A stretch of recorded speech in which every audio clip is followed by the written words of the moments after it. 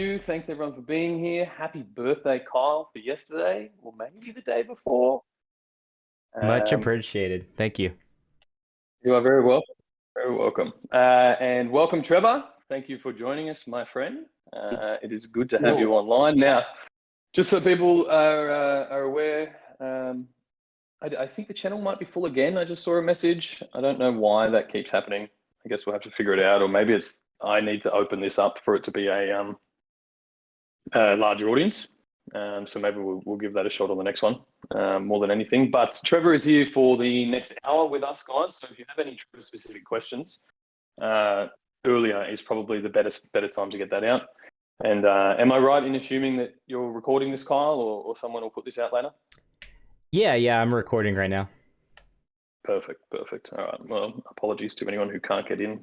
Maybe I'll just drop them a message in that in the chat as well. If anyone is in here and isn't aware of it too, we do have that voice chat discussion group now, which you can find just in the general server area. So if you have any questions or anything you want to drop in there as well, feel free and we'll get them as well. So yeah, let's get started, guys. If anyone wants to kick off, if anyone's got a question for Trevor, have at it. Otherwise, we could recap the last month as well. Trevor, when showroom? Straight to the when questions, I guess. I'm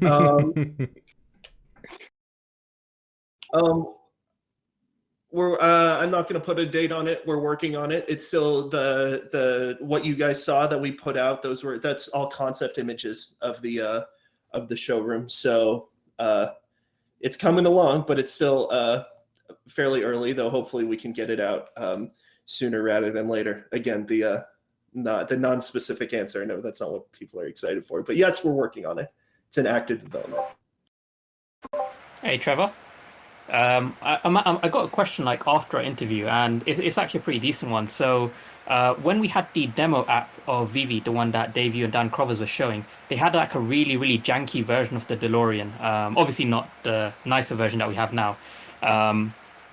And in that app, we had kind of like the plinths and pedestals, and they look kind of like, like plain white blocks. So the question is, when we do get stuff for our showroom, I don't know if you can say or not, but can we expect the kind of showroom blocks and plinths to be those kind of like plain looking white ones, or would we get something a bit more different? Kind of like how the original DeLorean wasn't the one that was released. It was a nicer looking version. Yeah, so I think what you're seeing in that original release, and I'm not entirely familiar with what the asset is, but we often do like test assets to like when we're showing off those like kind of concepts, as you can imagine. So that was probably a test asset and probably a test plinth asset.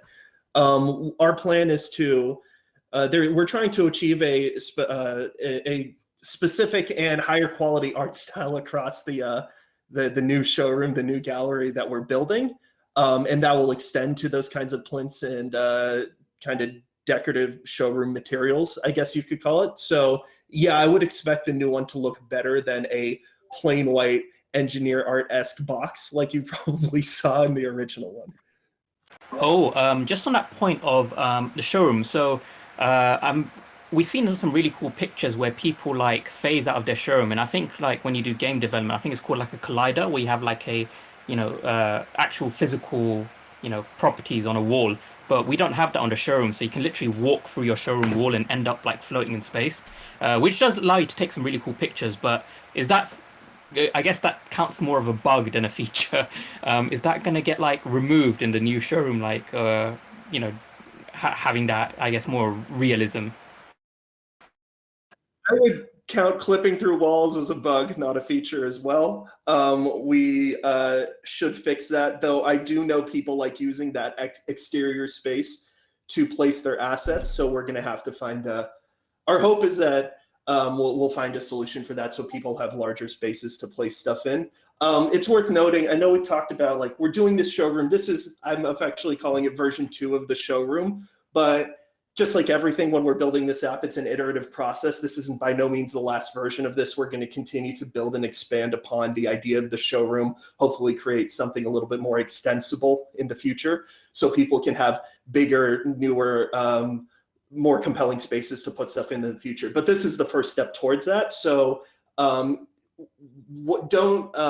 expect what we release to be the final version of this. There's going to be a lot of stuff going forward. And as always, we're listening to everybody's feedback about what they want to do with their showrooms, what they want to do with the whole app and with their NFTs. And we're like trying to incorporate that in a way that makes sense and is allows us to deliver that value as quickly in the most exciting and compelling way possible. Awesome. I did have a, just to keep it on the showroom, I did have a question with, one of our main purposes for the showroom is to show off our collectibles. And a big part of showing off our collectibles is showing off our mint numbers that we have. Is it safe to say that we will be able to have a tag under our collectibles that will show our mint number? It's something that I think we can, we'll talk about ways of incorporating that in the future. Right now, our focus is on improving the gallery asset, the environment itself. But I think that's something that I think that has a lot of value to people. So we're definitely interested in looking for something like that, doing something like that. So sticking to the mint number, like low mints is all the rage right now. And would it be possible to like give sub 100 mints like a special kind of glow or something like that in the future? I don't know how we're going to handle different colorways. I don't know if we would do it around mint numbers. I mean, it's an interesting idea. Actually, this is the first I've heard of it, so I've heard that idea. So I'll talk with the team about it and we see what they think. All right, this one's from Danny One. Back to the showroom is, will we be able to maybe archive the kind of V1 showrooms for the nostalgia?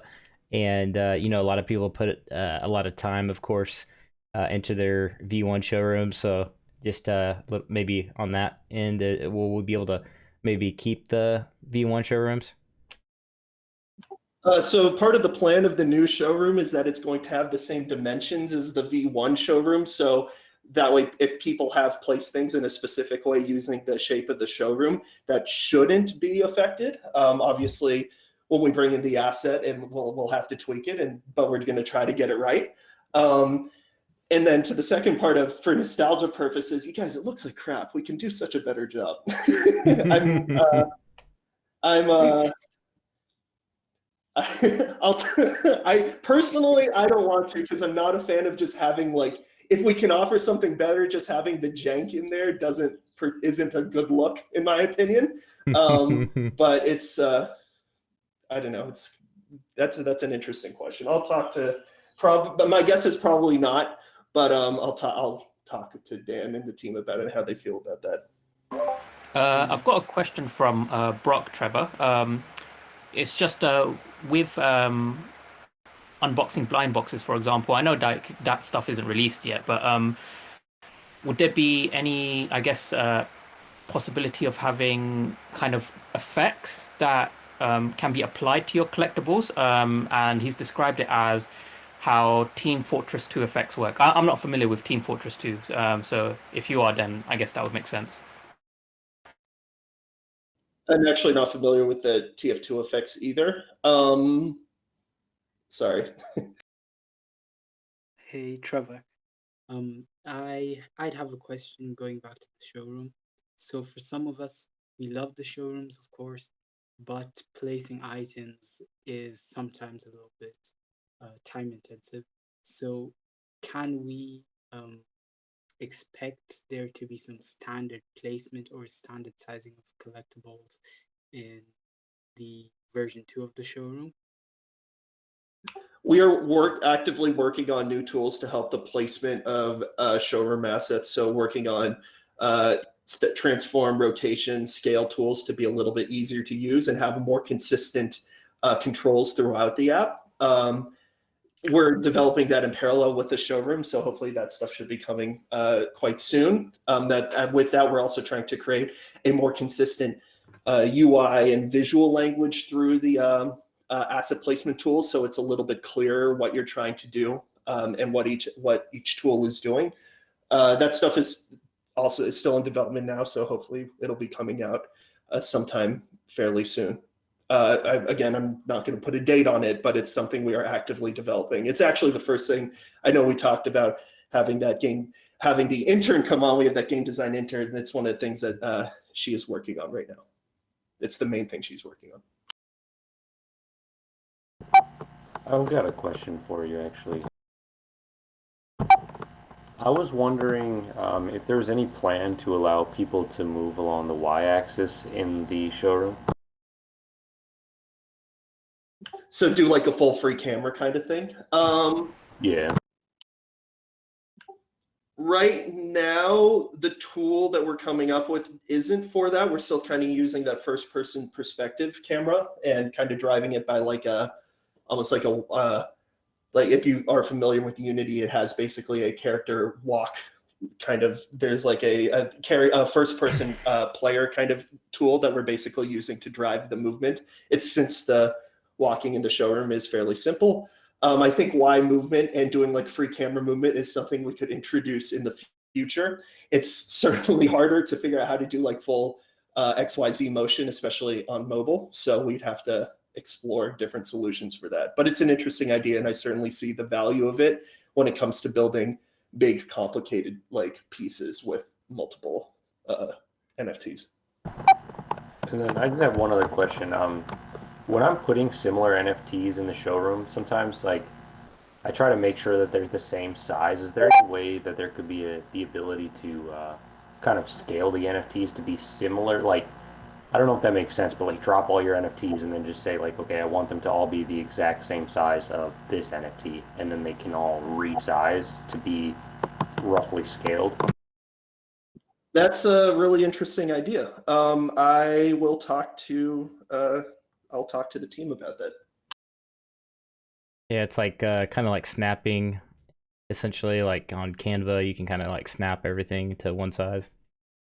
Yeah, I think snapping tools like that are certainly helpful for a number of different reasons. The other thing, all the collectibles are made to a certain size originally, and I think I personally would like to see something to like kind of reset things to the original size, which might be original size of the asset, which might be helpful for some of these use cases. I'd have a question concerning the y-axis too.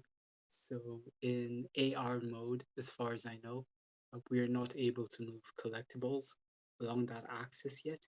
Is that something that is going to be implemented in the next update?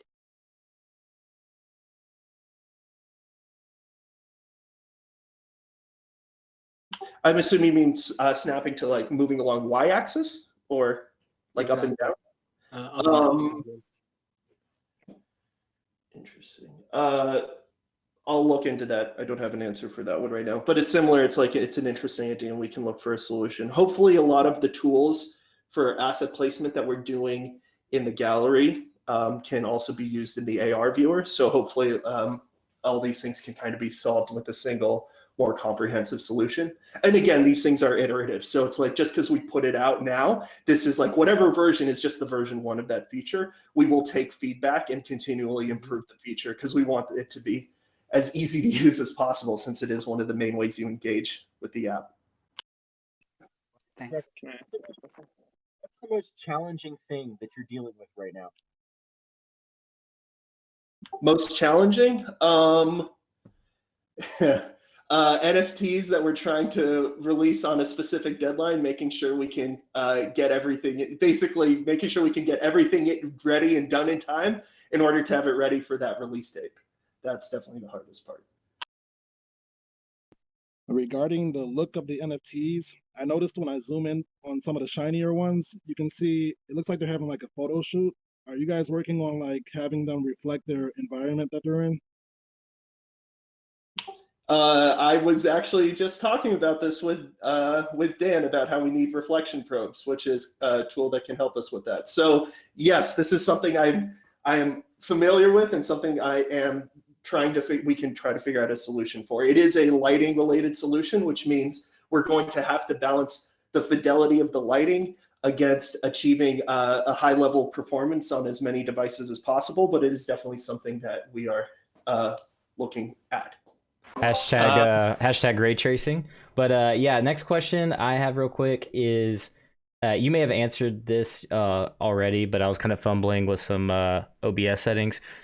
When are we, or is there a timeline for the unboxing? Or are we going to see some kind of ceremony in the future? Or is there maybe a timeline you can maybe lay out? I can't lay out a timeline for that now.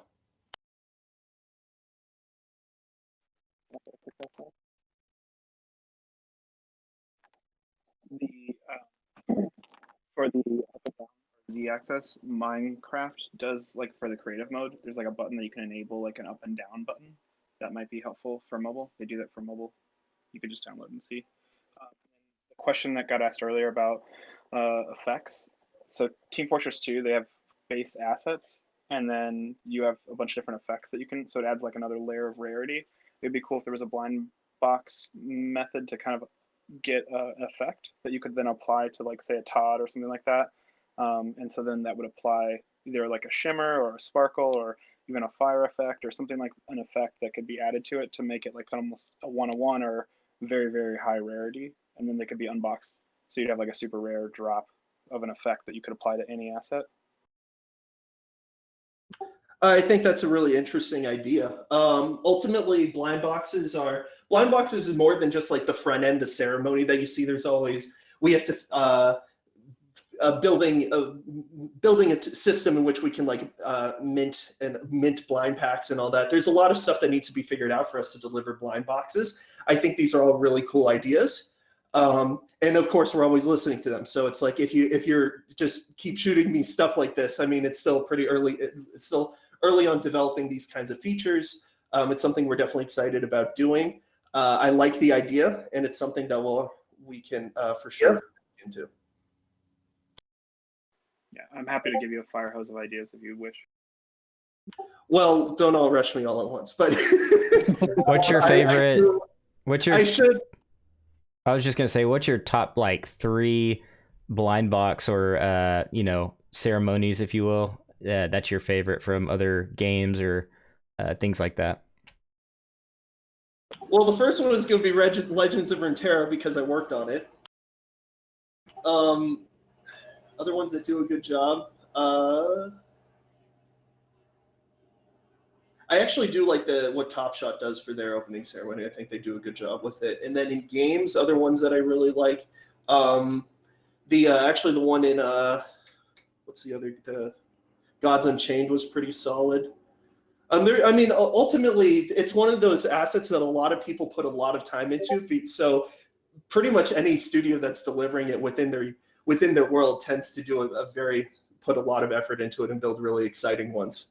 So it's kind of hard for me to say which one's really good. Ultimately, the goal is to achieve a really cool IP resonance and a really cool sense of celebration that feels thematically tied into the universe of that experience. So I think it's hard to say which one's good. There's kind of a established design language for those things that we are going to want to achieve.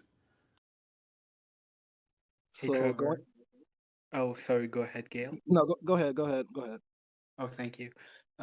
So I had a question coming in from Meme Face, and it's concerning the Batman Who Laughs. So unlike other collectibles, if you go to the store, the collectible says sold out, but it also says that there's still 2,900 collectibles available. So is this just a bug, or what exactly is going on there? Rhys, is this one that you have more information on? Sorry, guys. Do you want to ask the question again? I've just been responding to people in the voice chat.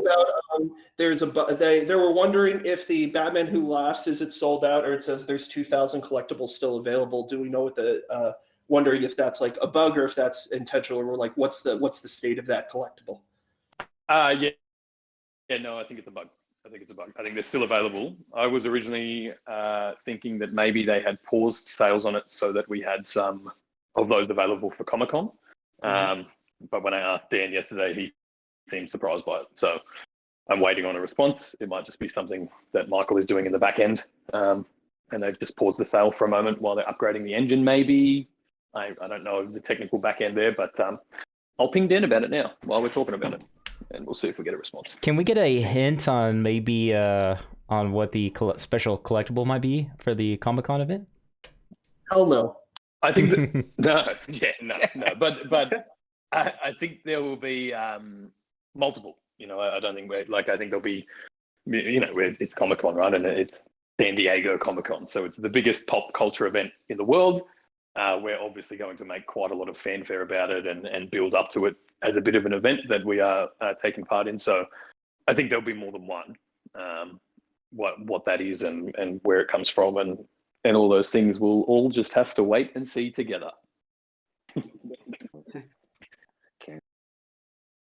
So speaking of Comic-Con, either Rhys or Trevor, have you guys done any analytics to estimate how many more users that you can expect from the exposure to Comic-Con? I haven't personally. Trevor, have you ever attended a Comic-Con? Is it? I mean, they're not on my side of the world ordinarily. Has anyone been to one of these events? What numbers do you typically see at a rough estimate? I think the question is how many people are we expecting to bring in? That is a excellent question for a marketing team, which is not my area. As far as Comic-Con itself, have I been to a Comic-Con?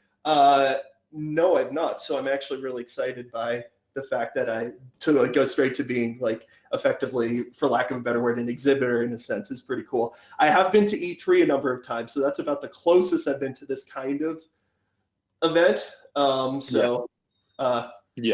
Comic-Con is definitely a rowdier crowd than the E3 crowd, so that'll be interesting. I would think so. I'm very curious to see how it plays out because it's a whole online event this time around, right? As far as I'm aware, I don't think anything's changed. So whether the capacity is as big, I would say that it probably opens access to even more people than the physical event. Because now anyone can tune in from anywhere around the world, and I think we're all much more used to being part of digital and virtual events now with everything that's happened in the last 12 or 18 months. So I wouldn't be surprised to see this be have the most attendees out of any sort of Comic-Con event. And obviously we are very well positioned to have a digital product in a digital space in a digital conference.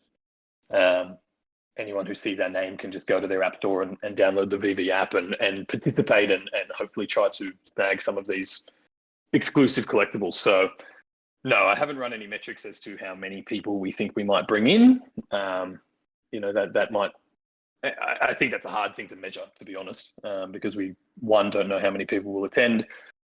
Two, just truly can't anticipate how big an event this will be for us until we get closer to it. And I think a lot of that will make more sense as we get closer to it as well. So we'll just have to wait and see. I'm expecting it to be a pretty massive boost to our numbers and just our awareness in general, right? That's Comic-Con is the core audience that we are sort of trying to access this. So. Just to clarify on Comic-Con, Rhys, correct me if I'm wrong, but I think, is it not an online event this year? So how would that work for Ecomi? How would they, I guess, promote themselves if it's an online event? That's assuming it is an online event. Yeah, it is an online event. I think David mentioned that in the video the other day. So to be honest, I don't actually know the finer details of how the event will run and our place in it. I think the idea is that we will have some sort of prominence, but I actually can't give you more details on that just yet. So I imagine it's almost the same as this, right? And everyone can tune in, similar to how we've been doing these digital conferences, the NFT summits, all that kind of thing. And there would be a schedule of events throughout the day, presumably, or you can, I think we're really going to start seeing a move into that sort of metaverse style exhibiting, where exhibitors might have their own place in a Comic-Con metaverse, and you can go and check out what they have available and all that kind of thing. So I'm not up to speed on the finer details just yet, but I'd say we'll release more of that information the closer we get to Comic-Con. On that end, as far as metaverse, is there any updates maybe on Trevor's side as well? working on, you know, the VeVe-verse and as far as metaverse, is there anything like that? I'm getting a little feedback from you, BTC. You know, Yep, there we go. Trevor, you want to take that? Yeah, so what I'll say is that VeVe-verse VeVe-verse is going to unfold over like a bunch of different patches and releases that we put into it. I like to think of actually this gallery 2, like the version 2 of the gallery that we're putting out is almost like the first step in that direction, and the first of many steps in that direction.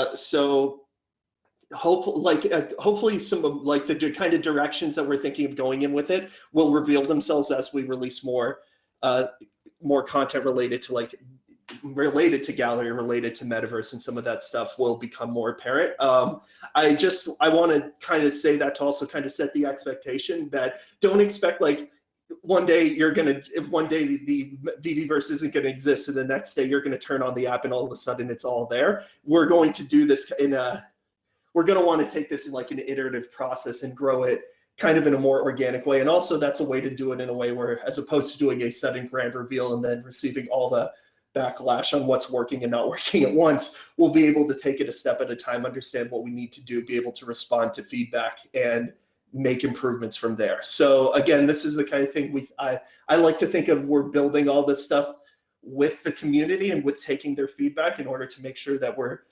giving them, like, delivering the most value we can, doing building building the thing that they're most excited about, what you guys are most excited about. So that would be kind of how I would describe the general rollout of the VeVe-verse, and kind of how I would expect to see it unfold.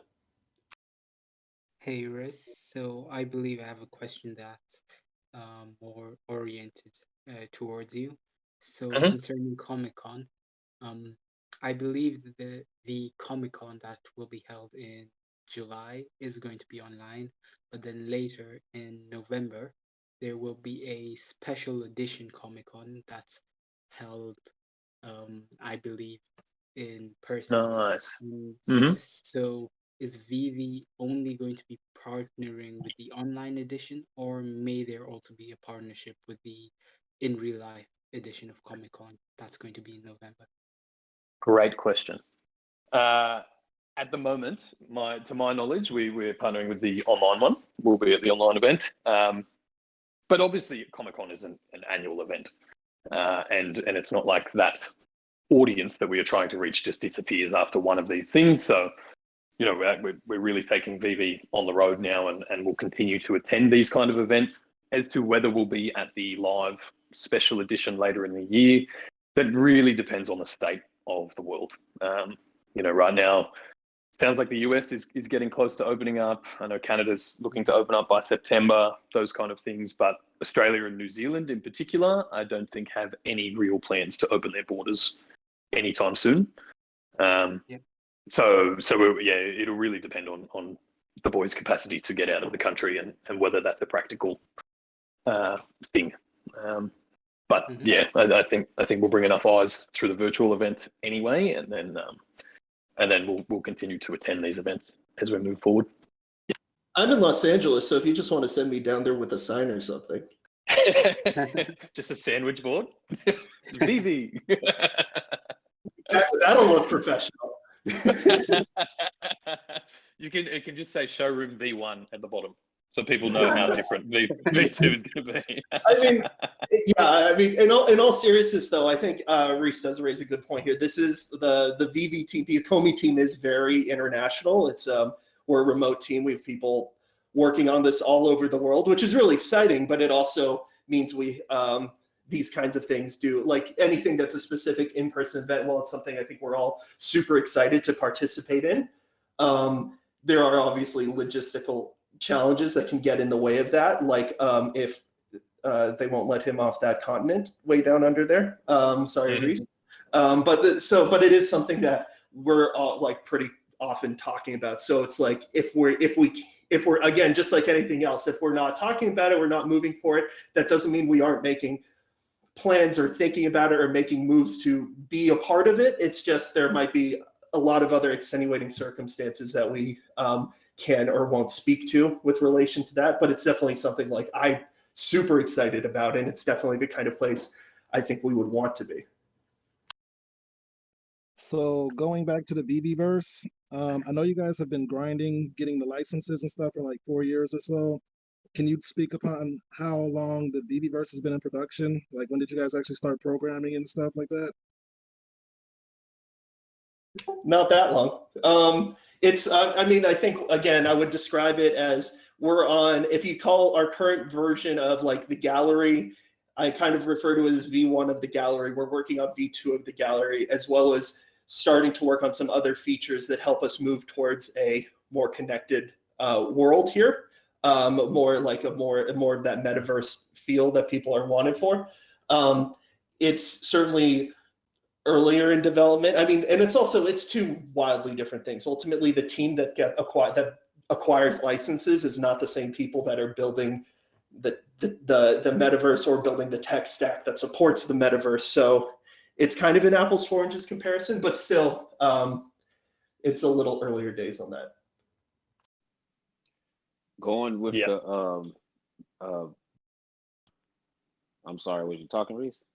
No. I was just going to give a bit of more of a chronological sequence as to the acquisition of licenses and those things. That's been from day one. Once we kind of decided to make the move into this industry, and then the development. So we had to actually obviously conceptualize the idea and start to approach these licenses and things to make it happen. And it definitely took us longer than anticipated in the early days. I think before we did our first ever fundraise, we thought we'd have 3 or 5 licenses to announce, but practically that just didn't happen. Tokidoki came on straight away because they have a pretty personal relationship with David, but it took a lot longer to really bring a lot more of the licenses around. So it wasn't really until those engines started chugging that development on the mobile apps started, and then most recently is the development on the VeVe-verse and the next iteration of the gallery showrooms and things like that. So yeah, I was really just going to provide a little insight there, but go ahead with your question.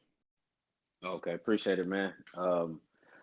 So with the metaverse, going forward, just trying to gauge how huge this thing is gonna be. So I'm trying to curb my excitement a little bit with it. But with the are there plans, if we are attacking the metaverse, are there plans to move forward onto PC, consoles, kind of like Roblox is on everything? The phone, you can seamlessly go from your phone, play with someone on a PC who's playing with someone on the console. Is that where we're headed? I know it's not soon, but is that the vision that you guys are looking for? Consoles, I'm not 100% on, but I personally haven't had that discussion. PC, definitely. That's the next move. As the web platform is under development now, and that just gives us a lot more power to kind of create and design the metaverse.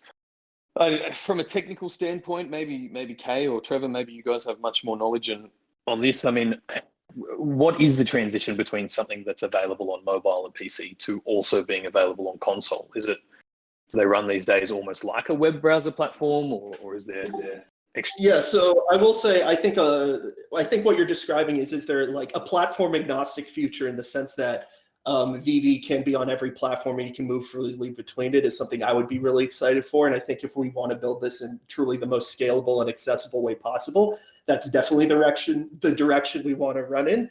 As a practical matter, building a game or building anything to get it onto a console, like consoles have a pretty strict certification process. So that's basically every time you're building a game, you basically first you have to get a dev kit from from Microsoft or Sony or Nintendo, if Nintendo will even let you have one. Those things cost thousands of dollars, and then they basically give you a booklet with like 3,000 pages of all the rules you have to follow, and then you keep submitting stuff over and over and over to get feedback, and every single time they reject it until the 100th time when they finally let it pass. It's a very complicated process to get anything onto consoles. Is it the first place we want to go right now? Probably not. I think PC, it's still a much more proliferate platform. There's a lot more of them in the world than there are consoles. I think console is an interesting platform to be on, but there are a lot of challenges with it. So I wouldn't expect that specifically soon or anytime soon. But PC for sure is something that we're working on. And definitely we're always concerned with like high accessibility, high access, as much freedom for the player to kind of have stuff on whatever platform they want it on. For me, I think another platform that's quite interesting, and I would like to see us move toward, would be like specific like TV OS platforms, just like OTT solutions, kind of like that, where you can actually put it on smart TV and see stuff in like a beautiful large 4K display. I think that would be something exciting for us, and it allows us to do it without having to get on other consoles. Yeah, that was going to be my next question too, because you see a technology growing on these smart TVs.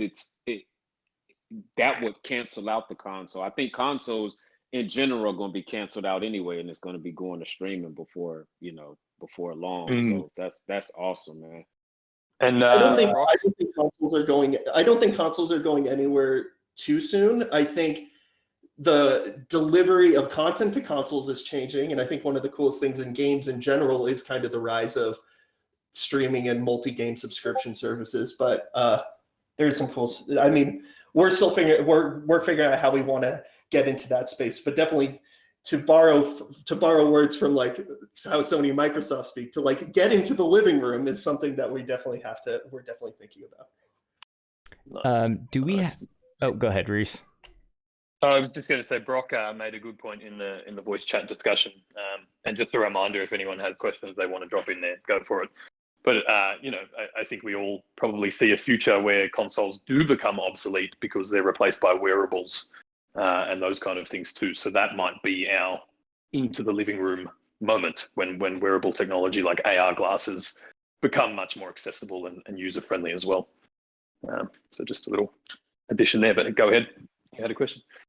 Oh, I was going to see if Orange Bag Lady or maybe Claire had a question. Can I ask you a question real quick? Just since we were on the topic of the metaverse, when you think of the VeVe-verse, what is it exactly that you're imagining? Because I feel like we all have different ideas, but I was just wondering what like you, Trevor, and Rhys specifically are thinking about when we talk about VeVe-verse. Yeah. I'll go first, and then Trevor can probably come in with more factual information as to what it is. So I think the first iterations of the VeVe-verse are really just expanding on your ability to customize your digital space. So whether that's, everyone then has their own, I'm sure you guys have seen that little render image that went up on our website a couple of days ago. So maybe everyone has their own showroom or their own digital space in the VeVe-verse, and then you can teleport to each other's showrooms or things like that. The same sort of concept eventually as like a Roblox or something, where people might enter your showroom and you have your own mini games and stuff like that too. I guess that's my first sort of vision for the VeVe-verse. It's really just opening up your capacity to customize your digital space and share that with other people. That would be my first iteration. From that point, I think it'll take us a little while to get there. So I guess we'll continue the dreams past that. But Trevor, is that sort of where your line of thinking goes? I mean, where does your vision extend on the VeVe-verse?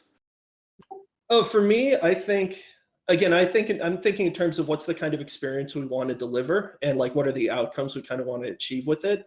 I think creating that shared spaces, I think, is really exciting. Again, creating places where people can personalize their space and like create something really that's uniquely like that feels like it's their space and their world within this larger world, I think is really cool.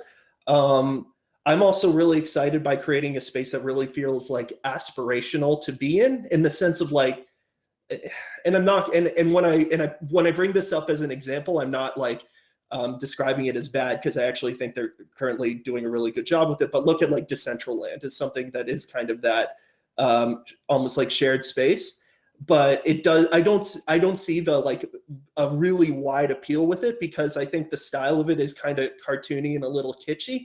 And I'd like to do something we have with our assets. I think our assets are like the NFTs we're delivering at are a very high quality bar, and I think that quality bar is going to soon take like even further leaps and bounds forward and become even better.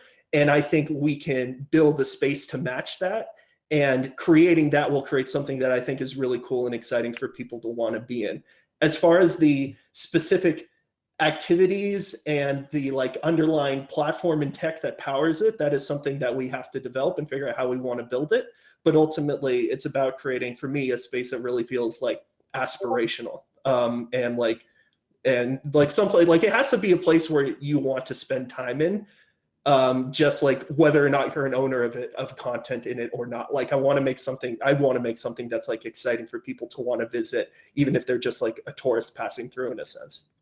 And again, this is like me describing what I think Rhys and I both kind of described what we would like to see. This is no like promises of like this is what we're building or what have you. I just want to clarify that while we're discussing. Understood. Thank you. So this might be further down the line, but I know you guys have brought up renting NFTs and owning land. So I'm assuming you can make money off of the activities that goes on that land. Can you guys see somebody possibly making a part-time or full-time income in the VeVe-verse from activities in the verse? Yeah, I can personally. Yeah, there's been discussions of, maybe you have just an absolute boss showroom and you charge a gem entry or something for people to come and check it out, or to play your particular games or anything. As scary as it can seem sometimes, like I think we all agree that more and more of our lives are going to move into the digital space, and that will continue to open up new opportunities, whether they're financial or entertainment or whatever that happens to be. As a technology company and sort of at the forefront of this industry, we're really well positioned to be leaders in that space and designing these experiences. Now, as you said, they're down the line. When this isn't going to happen in 2 weeks' time. But yeah, we've talked about being able to rent your collectibles to other people.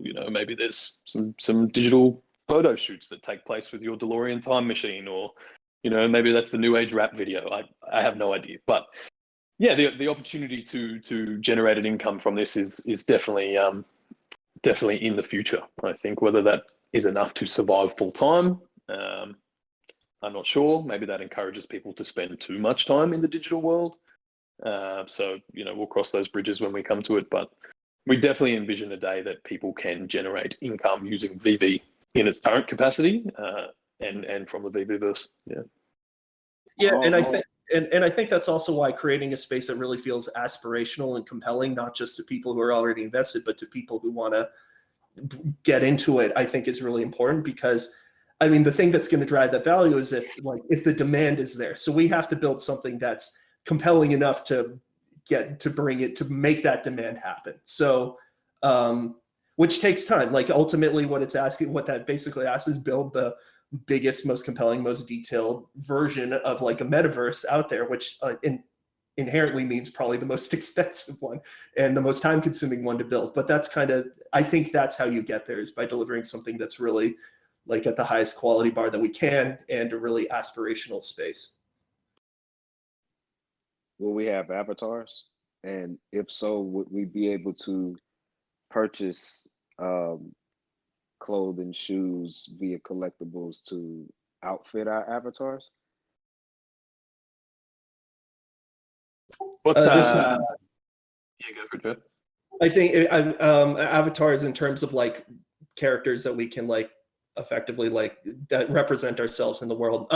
I was actually interestingly just talking about this with Dan the other day. It's something we're definitely interested in. We have to figure out what that looks like and what the style of that would be if we're going to do it.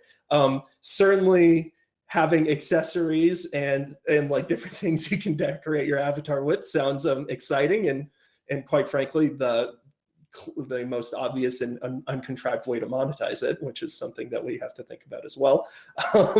But yeah, it's definitely something that we've been thinking about.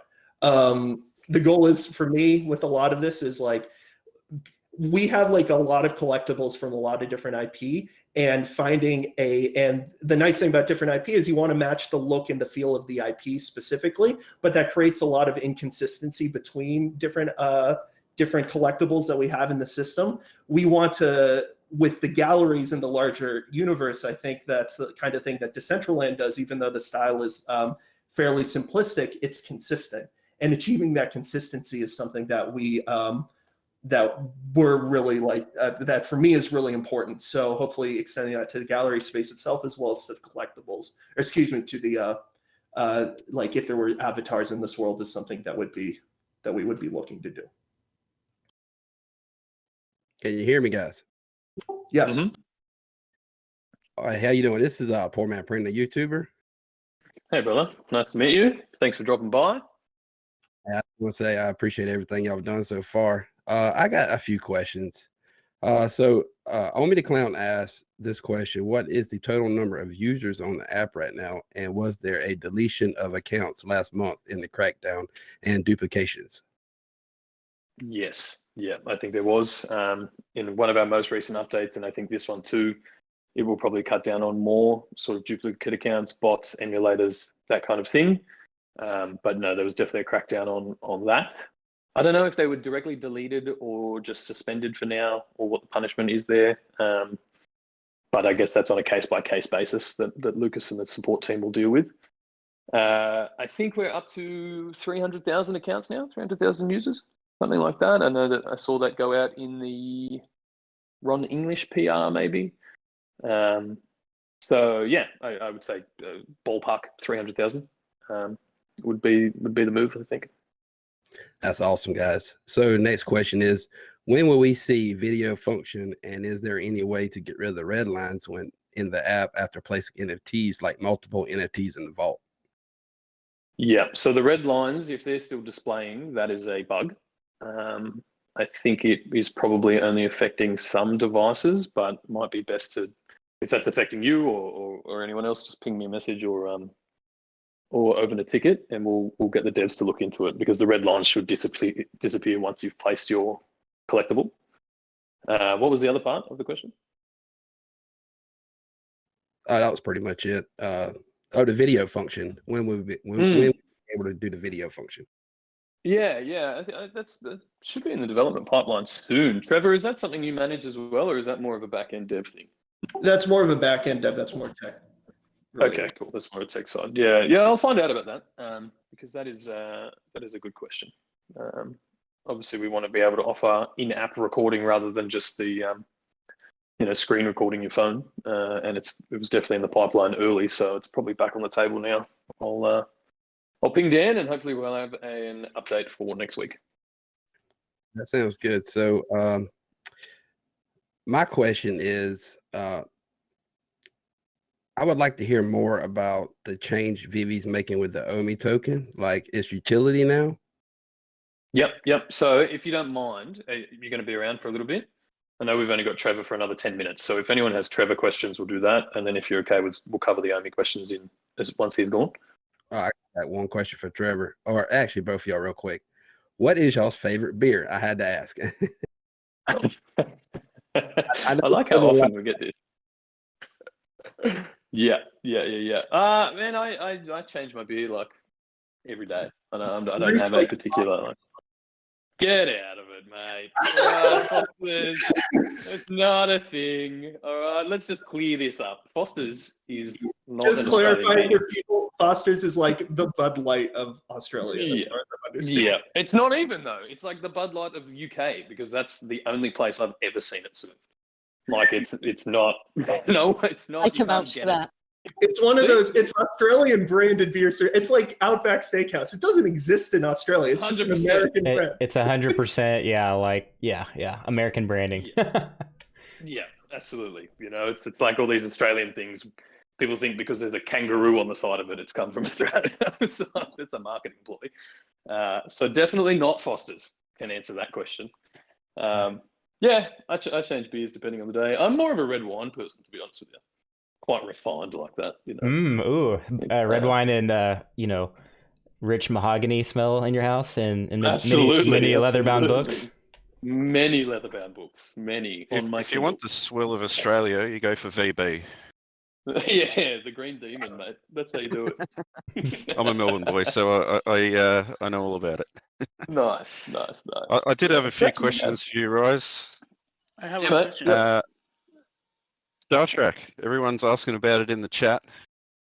What's Hmm. the go there? Trevor? I don't think we can No, actually nothing yet? release information. No, nothing yet. No. Same as Nothing most yet? things. Until we're Yeah. announcing them, we Yep, can't put them out. But Trevor, But have it's you still on been the horizon. developing Is the that? license there for Oh, it, yeah. or? Yeah. Absolutely. Okay, Yeah. that's awesome. That's awesome. Yeah, the Star Trek licensor is CBS. So we have CBS Star Trek Paramount. Discovery, Star Trek Yep. Discovery, Star Trek Picard, and something else. There's three of them, I guess. It's Picard, Discovery, New, Next new Generation. stuff, yeah. Yeah. Oh, Next Generation. There you And go. on Comic Con, they do have them here in Australia. I was at a Melbourne one about 8 years ago, and I actually met the man himself, Patrick Stewart. Got me photo done with him Nice. and everything. So yeah. Yeah, I so did on have the one horizon. other question. It's I probably got more one for for Trevor. Trevor before he goes as well. Sorry. Perfect. Yeah, Yep. One more We'll as do well. One more. Sorry. Yeah. That's all right. The one thing I wanted to ask was the AR for PCs like HoloLens and Oculus and stuff like that. Are you guys looking at that? Trevor?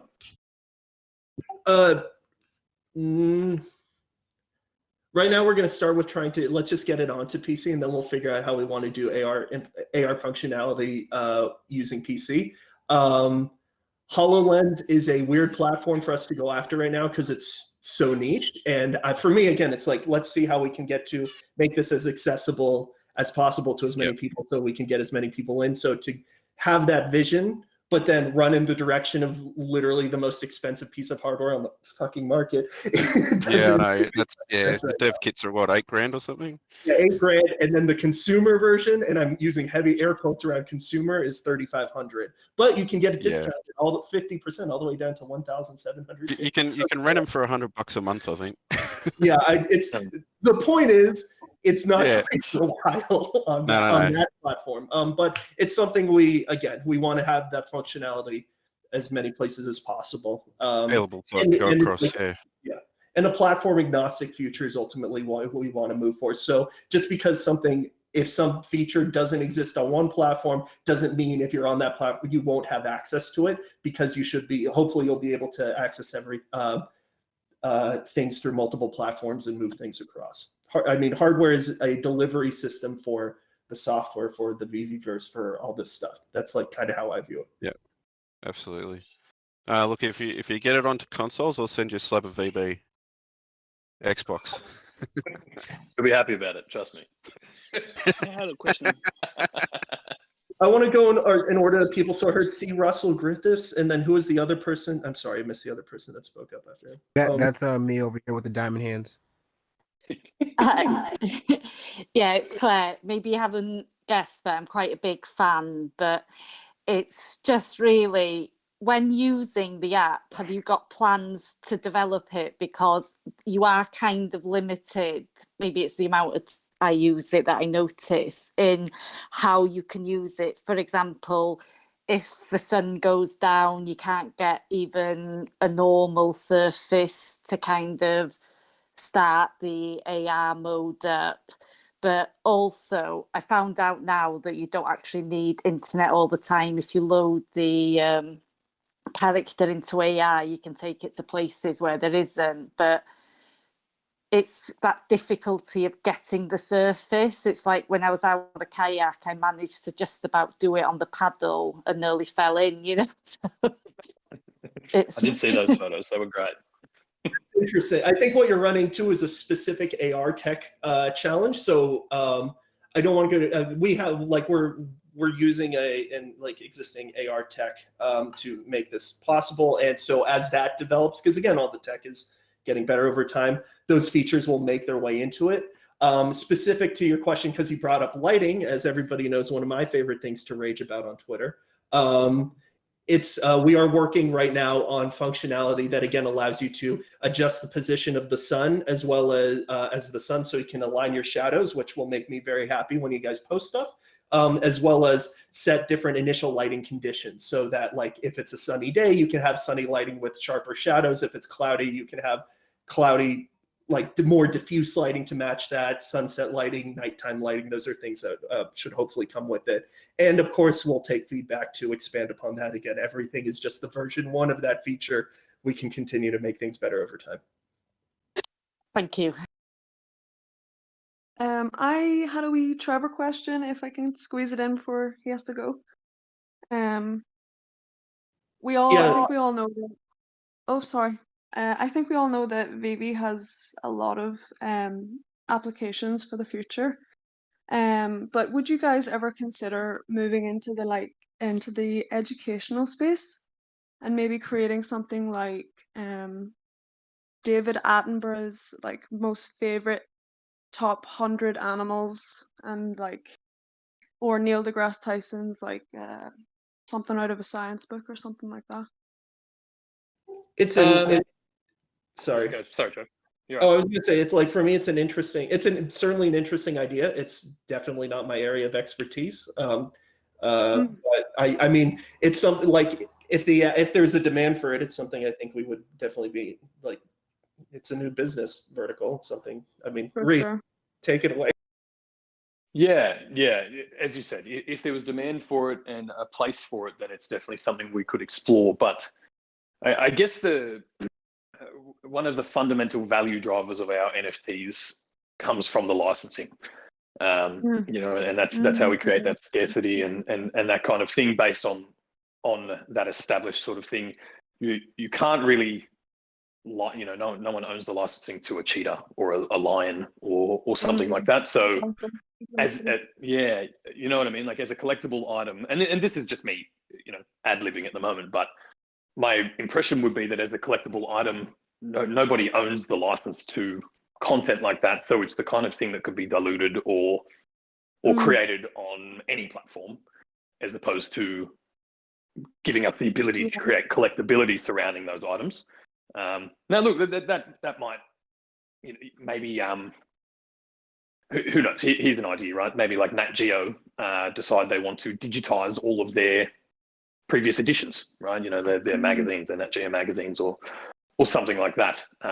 You know, there's definitely scope for something like that to become a collectible ebook of sorts, or you know, like there's that kind of functionality there. But yeah, in terms of licensing, like live animals and things like that, or creating collectibles around those, I don't know that the crossover potential there is strong enough as a vertical.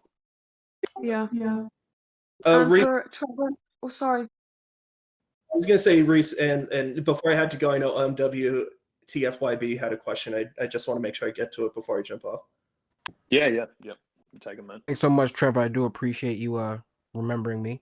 I did have like 2 real quick questions I want to run by you real quick. You don't have to explain in detail. I just wanted to know, for the actual, I know you guys are doing a lot of development on the marketplace at this moment in regards to bidding. I know that on the Android, I have heard that all that has been updated to do edition numbers and all that good jazz, you know, ending soonest. I wanted to know, would you guys plan on adding like an escalation clause? I do real estate, so I deal with these a lot, similar to like what eBay does, to have like a max bid per item, or like a notification. I know you guys are swamped. Thank you, God, for all you guys do for us. We really appreciate you guys. Get some sleep one day, please. But do you guys see in the near future that you guys might have a notification that will say, hey, you have a bid ending in 2 minutes? I think, honestly, I think that's probably more of a Rhys or a like tech team question, unfortunately. But it's definitely an interesting idea. As people have been throwing stuff out here that I think are cool ideas, I'm noting them down so we can bring them back to the team. Nice. Yeah, to answer your question, absolutely. The notifications, you've probably noticed, aren't running at the moment, or not in the capacity they were. I think when we were doing all the refactors, they were just eating up too much back end resources. So yeah, that whole mechanism will come into play as we move forward for sure. Let you know when bids are ending, that kind of thing. I like the idea of a max bid too. I mean, I know right now you can't. We've already implemented that you can't outbid yourself, and we have talked about maybe limiting the bids you can make to say 100% of the current bid or something like that. Obviously, that's kind of frustrating if something's priced at $5. You can only then bid up to $10, and you have to be back in there. That's where the notifications would come into play.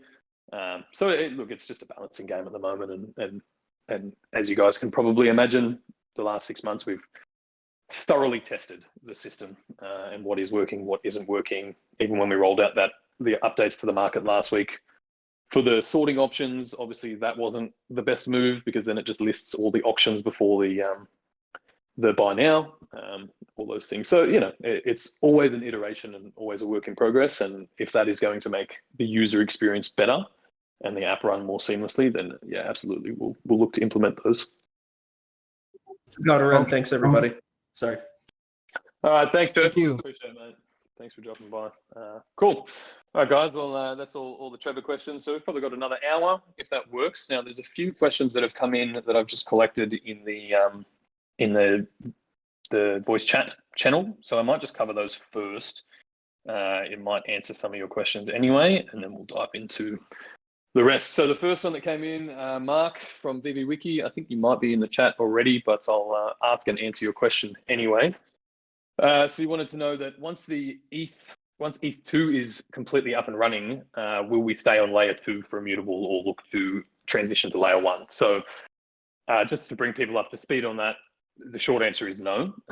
Layer 2 gives you scaling on layer 1, but once the merge happens from ETH1 to ETH2, so when it changes from proof of work to proof of stake, you don't then just go back to layer 1.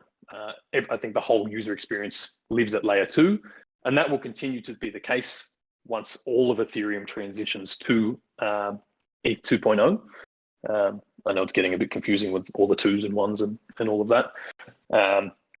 But that is the general sentiment there. Once you're on layer 2, you stay on layer 2, and all other apps and dApps in the ecosystem will upgrade to layer 2 and stay at that point once it transitions to the new network. So hopefully that covers that question. I've just got 2 more here that I'll quickly whip through as well. Vladimir, what did you ask? You mentioned preparing for Comic-Con and having a store inventory for the next few drops. So basically asking, will we increase the mint numbers to ensure that we have inventory? I think this has been covered before. The commons and uncommons will have higher edition numbers. I mean, just in general, they have higher edition numbers. Whether that happens for every drop between now and Comic-Con, I don't think so.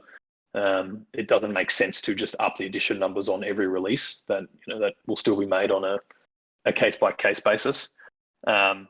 But the purchasing limits will stay in place. Same deal, depending on the release that's happening during the week, just to try and maintain some inventory in the store. Because if we're attending this huge event in 6 weeks, 7 weeks time, same deal. We don't want to end up in the same situation we've been in for the last few weeks, where new users come to the store and then cannot actually purchase anything or experience the app. So that's definitely in our consciousness for the next little bit. And then IDK 101, regarding the announcement to give the OMI token more utility by allowing users to buy and sell OMI directly, do we think this will make VeVe less user-friendly to the mainstream? Short answer again, no. So the way this works, we will run, essentially it's running 2 parallel systems. One, you will transact in and out of gems, and the other you'll transact in and out of OMI. So it still remains very open to the mainstream audience because they can transact in gems. It's very familiar.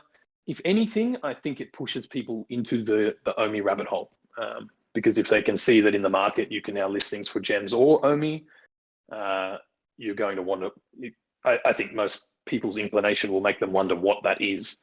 And once you realize the value propositions of OMI and whether holding that, if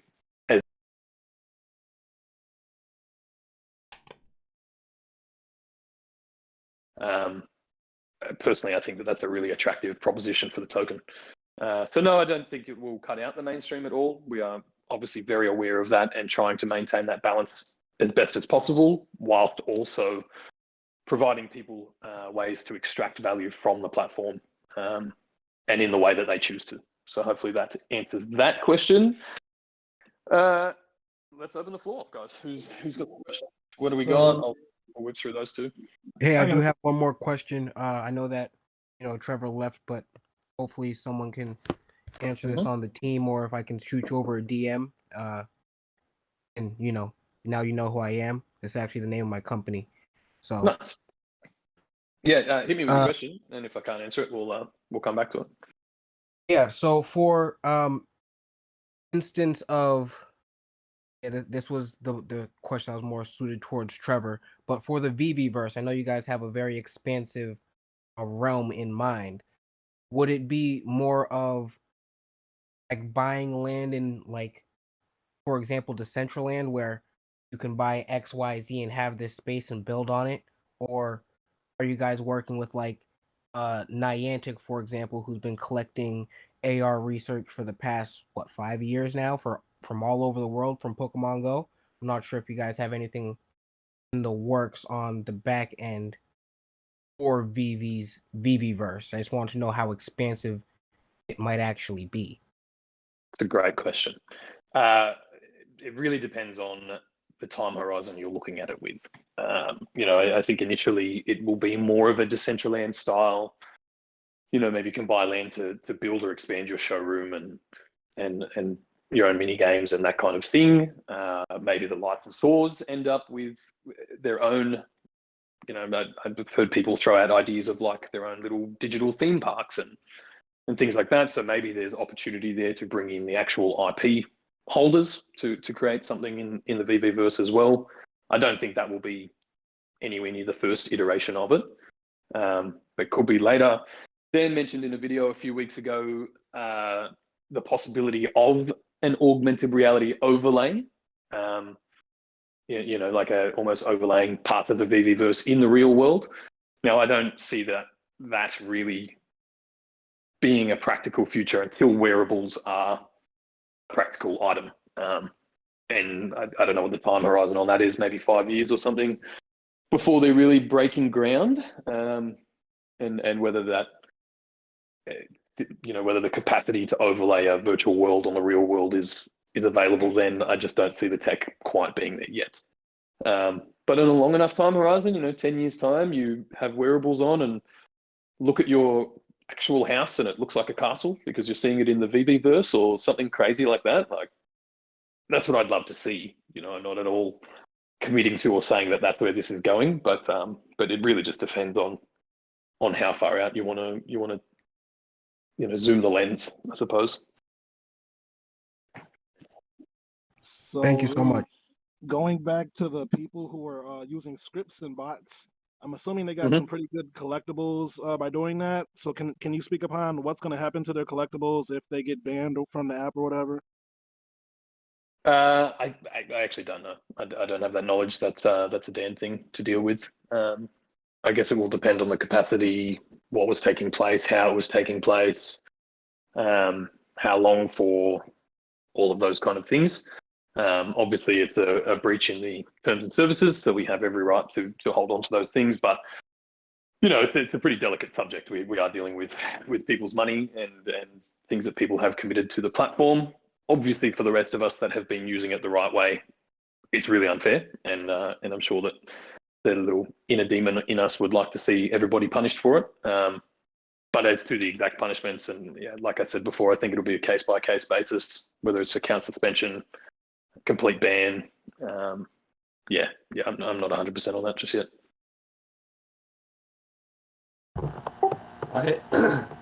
Sorry, I have a few questions. One of them is really kind of general, actually, right off the bat. So, from what I've heard, is it the case that the VeVeverse is going to be a slow progression from the current showroom? Is that the case? Yeah, I think that's a pretty accurate way to put it. It will start with because the intention behind the showroom is to have digital space, the customizable, space that everybody can use their own creativity in. And once we move beyond the phone, it becomes a lot easier to customize that space. So yeah, I think the first iterations will be more showroom gallery based, because fundamentally we're building the VeVe verse or whatever iteration that is to enable more capacity for your collectibles, and for that customization. So that's where the focus will be to start, for sure. I know a lot of people are hooked on the idea of gaming and using these things as avatars and all of that stuff, but that's a down the line iteration for sure. Sure, and this second question is actually directed specifically at you. I think you're perfect to answer this question. So obviously on the VeVe app, there's quite a few collectors. We'll just say VeVe collectors. What is your plan to, or do you have a plan to maybe transition some of the VeVe collectors into OMI holders through some kind of app, through the application? I know, for instance, on Coinbase, they give you free cryptocurrencies for just watching videos about the currency. I mean, is that something that you maybe foresee with the VeVe app to try to transition some of the VeVe collectors into the OMI holders? Yeah, absolutely.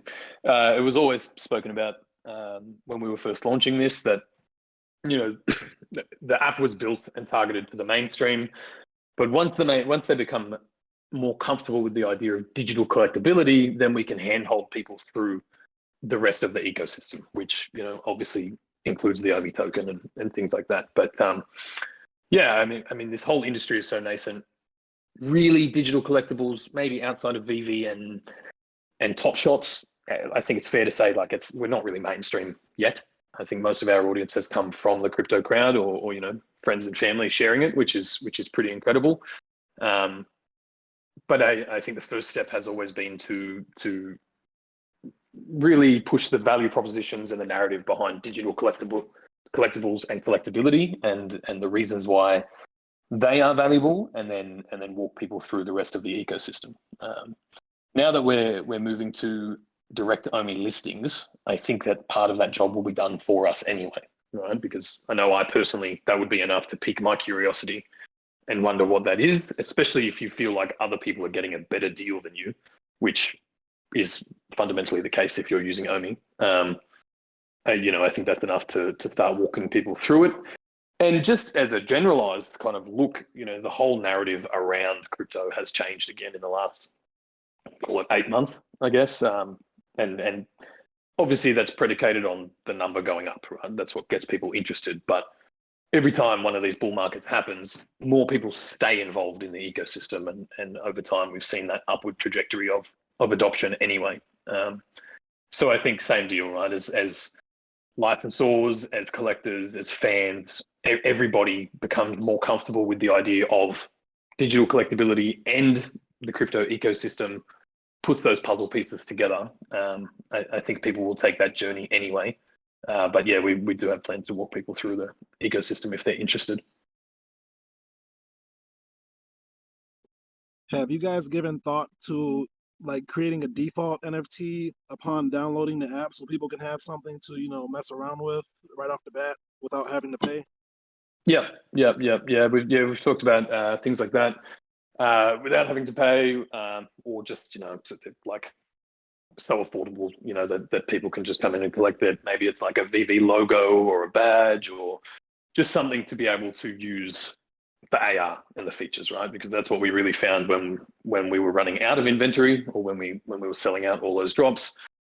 You'd come in, some users would spend a few weeks trying to get a collectible, couldn't get anything, so they couldn't even play with the AR or their showroom. And if you don't have any collectibles, the rest of the app is kind of moot. So yeah, it's definitely on the table. It's been discussed. Any content like that, I don't think will be licensor based. If we're going to release everyone can have this thing to try it out. But before long, you'll also have the accessories too, which will provide an infinite range and library of new items and things that can be added to showrooms. So maybe that fills that gap for a little while as well. But yeah, look, same deal with everything else in the app. we'll continue to implement and roll things out that make the user experience better, because that's what it's built around. Since you mentioned accessories, will everything have a limited mint, or will there be some things that are unlimited, like the accessories? I think it will depend on the accessory. So if it's things like stands and shelves and plinths and things like that, like, yeah, I'm assuming it will be capped at some point, but we're talking like there might be 500,000 of a type of shelf, or, you know, bases and plinths. You know, the idea behind those items is more for customization and self-expression than it is for collectability. You know, you don't really get like a limited edition shelf. You know, the items that will be limited will be the composable items whenever they start to roll out as well, which would be your collectible customization. So, you know, like a different cape or a colorway or things like that actually augment your collectibles themselves. They will be limited, but when it comes to showroom items, yeah, no, I think they're not going to be infinite, but we want people to be able to customize their space as much as possible. So they have to be pretty high run items.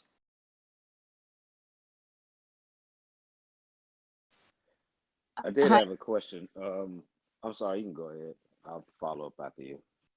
Oh, it's just a quick one, really. It's just about, I'm new to TikTok, but the amount of people that have asked me about VeVe because of TikTok, and are you planning to have an account there, or if it's there, I might not have seen it, because I've found that a lot of crypto influencers are now using TikTok as well. Yeah. Same. I guess it's part of the whole media rollout and marketing and all that kind of stuff. We're bringing in some very experienced social media people, because, you know, my skills only extend so far, and they will start to leverage all the platforms. As we've all seen, you know, VeVe content is incredibly shareable.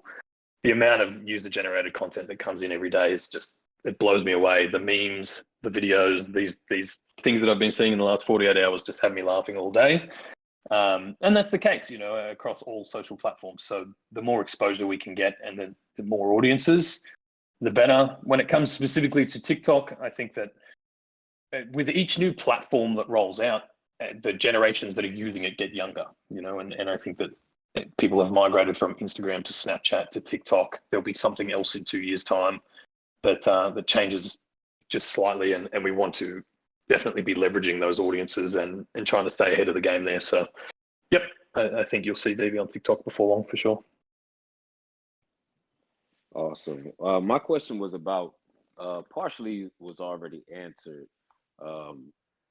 There was a discussion a couple of days ago about something that may have been mentioned in one of you and Rhys's weekly updates about mints that go unpurchased being burnt. A lot of people, well, I won't say a lot of people, a couple of people thought that the Batman While Laughing was being burnt because of the bug, which I knew it not to be the case, because your whole purpose of locking down and limiting accounts was to make sure that for the new users that come in, that they actually have content to purchase.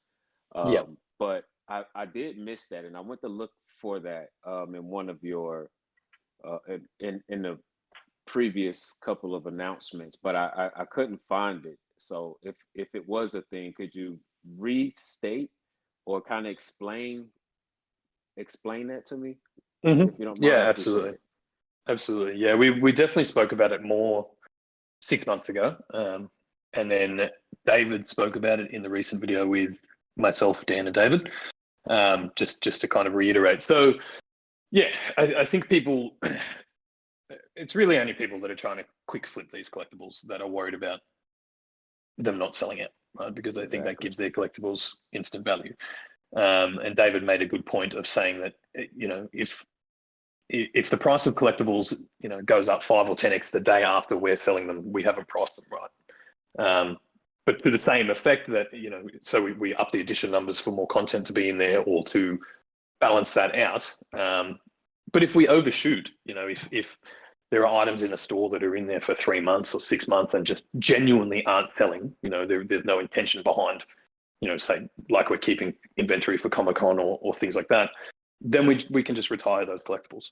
We pull them from the store the same way that I guess the easiest comparison is any normal store, like a physical toy store. If you have items that aren't filling on the shelves, well, you move that and put something else on the shelf. You take down and it becomes a whether they get destroyed or whatever happens to them. So yeah, same thing for us. I think it's important for people to realize that if there are items moving forward that don't sell, and look, undoubtedly, I think there will be, right? With over 100 brands and artists and however many series releases and things that happen, there are just going to be some items that are less popular than others. That's just how it is, right?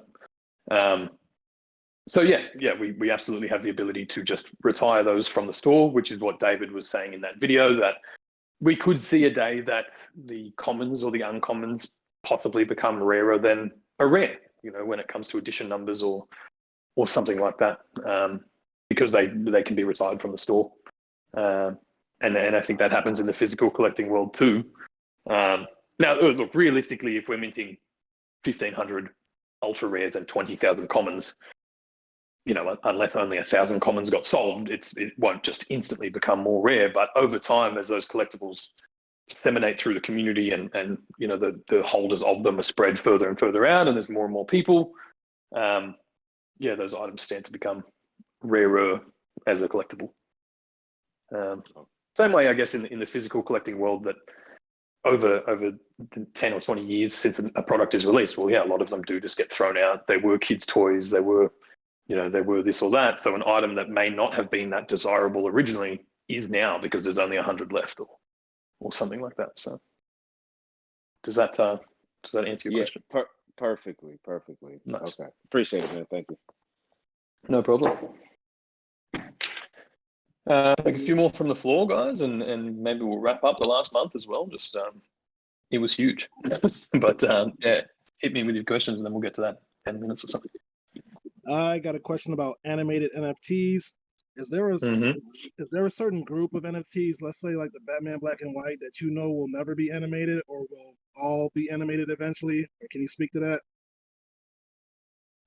I don't know specifically, but I can say that it's in some of our earliest articles that we're releasing 3 different types of collectibles. So the first type is the static models, which is what you're seeing now with the Batmans and things like that. And I think it's pretty safe to say they will remain static. That's how they've been released. Maybe some of them have little Easter eggs or like the Ritmo get a little upgrade, but generally speaking, I think it's safe to say that they were sold as a static item. They will probably remain a static item. The second iteration is the animated collectibles. There's been some early previews of is it Velcana, the dragon from Monster Hunter? I think was on David Yu's Instagram a little while ago. Yes.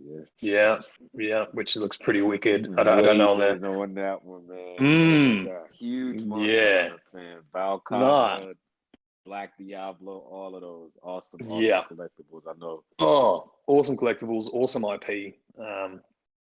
Just really kind of changes the game on that front. So yeah, there will be then the range of animated collectibles, which will be those collectibles, and really once our production pipeline is caught up and running up to speed, I think we will end up releasing more animated collectibles as well. There'll be a whole range of animated, a whole range of static. Maybe the artist works become the static ones, and the other ones become more animated or interactive, like the DeLorean Time Machine, the Batmobile. I don't know if you guys have seen that preview on David Yu's Instagram. I cannot wait for that to roll out. And same thing, you'll be able to open the doors, turn the wheel, maybe there's some lights on it or something like that. So I guess within the animated range, there's different levels of animation, whether they're those kind of animations where it's something you're interacting with, or whether it's like Ritmo where it's in a constant loop. And then the third tier is the controllable, or I guess it's better to call them more interactive, but that will be when these collectibles really become digital toys as opposed to just digital items. So whether it's driving around your Batmobile or your DeLorean or things like that. So I can't really speak to which ones will become animated, but obviously as our production ramps up, more collectibles will just be available as animated collectibles from the start. I got a quick question. Since we're kind of, switching to immutable and being on the Ethereum blockchain, essentially, can we ever kind of expect maybe like a bigger IP or a brand that might be on a different platform or like OpenSeas, where one day they might say, hey, why aren't we on the VeVe app? And where maybe they, decide, well, let's be on the VeVe app too.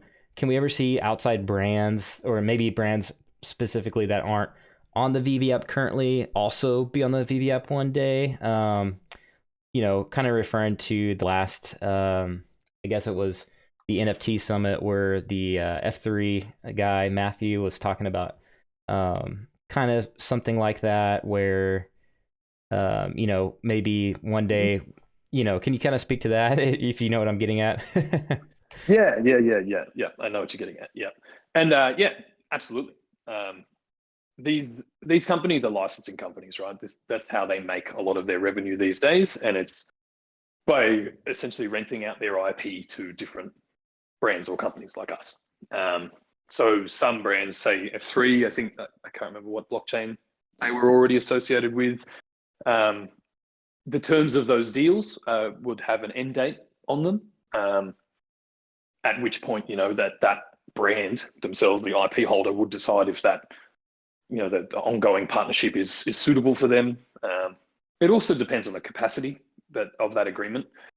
So if they're offering one specific type of collectible or interaction that users, can use that IP for, and we're doing premium 3D models, if there's a variation there, they can license to both companies. They're not, a lot of these deals won't be just, this is the exclusive deal, this is where we're staying. And the way that these companies work, if we have the user base and the most seamless onboarding experience and the best user experience, and obviously with that comes ongoing hype and attention and value appreciation, it's in the licensing company's best interest to migrate to us or wherever is suitable for them at that time.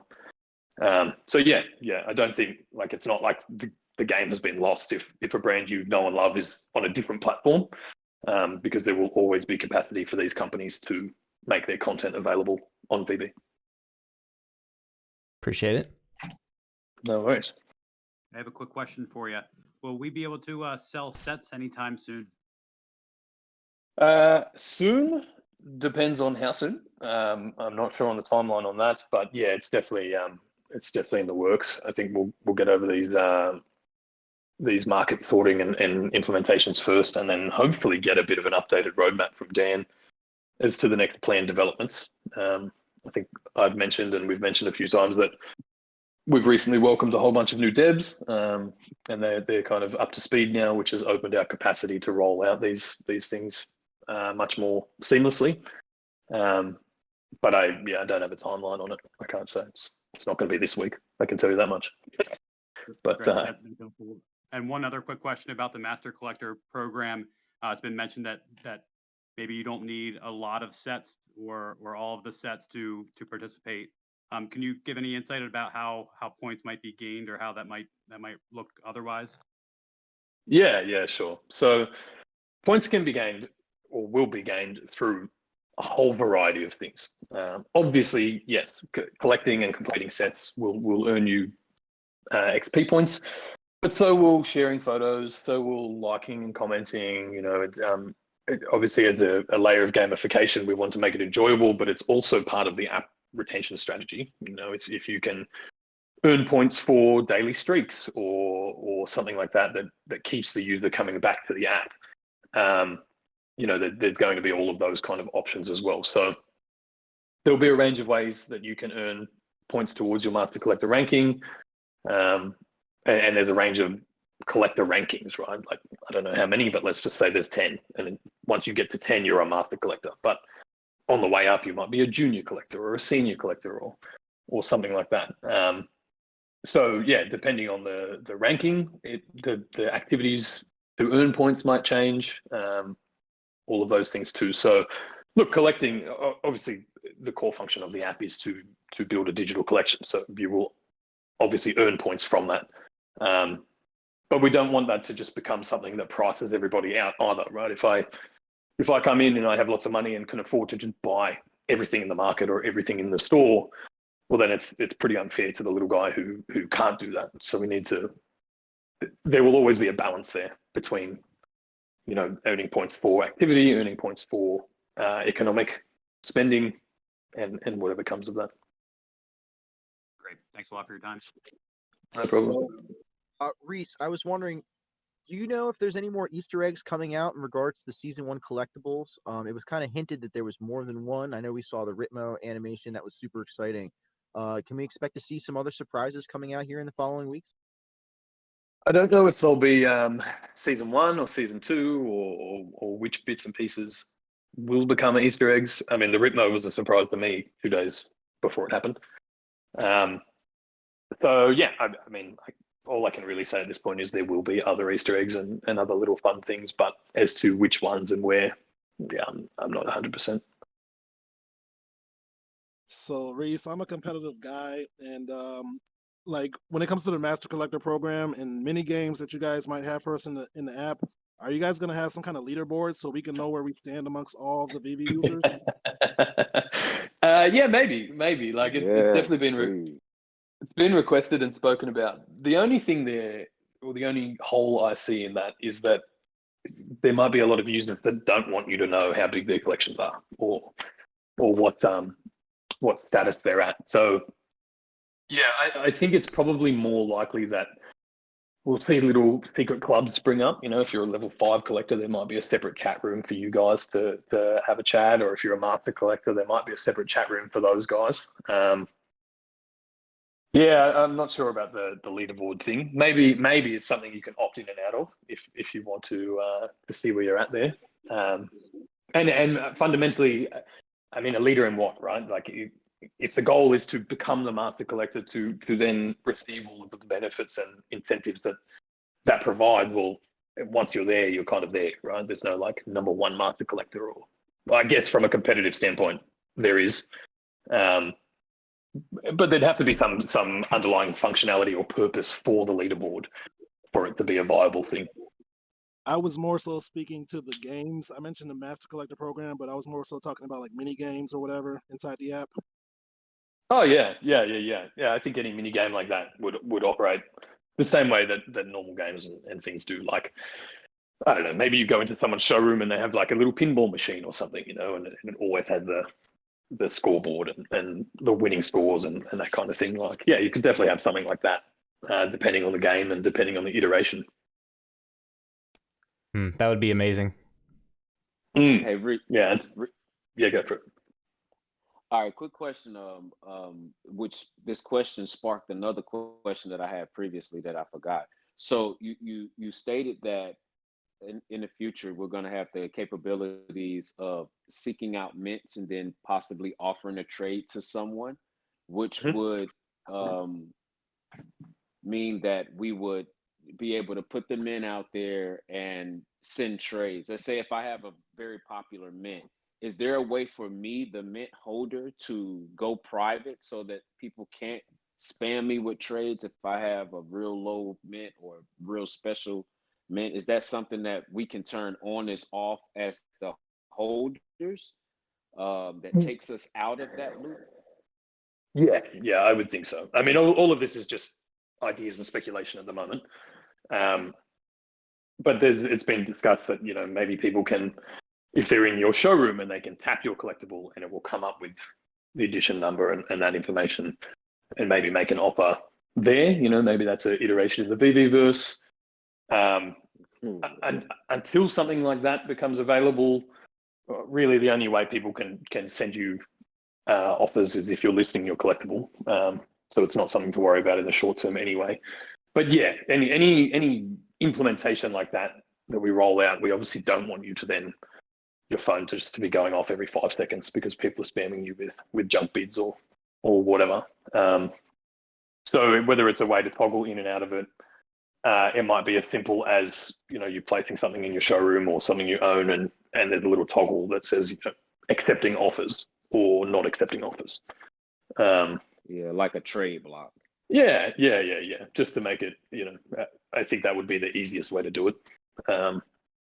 So that people know that you're open to offers as opposed to, you know, and within that, I would think that, you know, open to offers over 1,000 gems or over, you know, I think you would have to set your own floor price there and have the ability to set a floor price just so that you're not getting lowballed by everybody. So yeah, same as everything. As those implementations are developed, all of those aspects will be ironed out as well. Nice, thank you. No worries. And look, fundamentally, that's same as what we're doing now, right? All of this discussion and this feedback, that's how we shape those offerings too, right? So obviously we'll continue to do this moving forward, and collect feedback from you guys so that we can make it user friendly. Hey, I do have two questions for you before you leave. Really quick. One's a personal question, and one is about actual.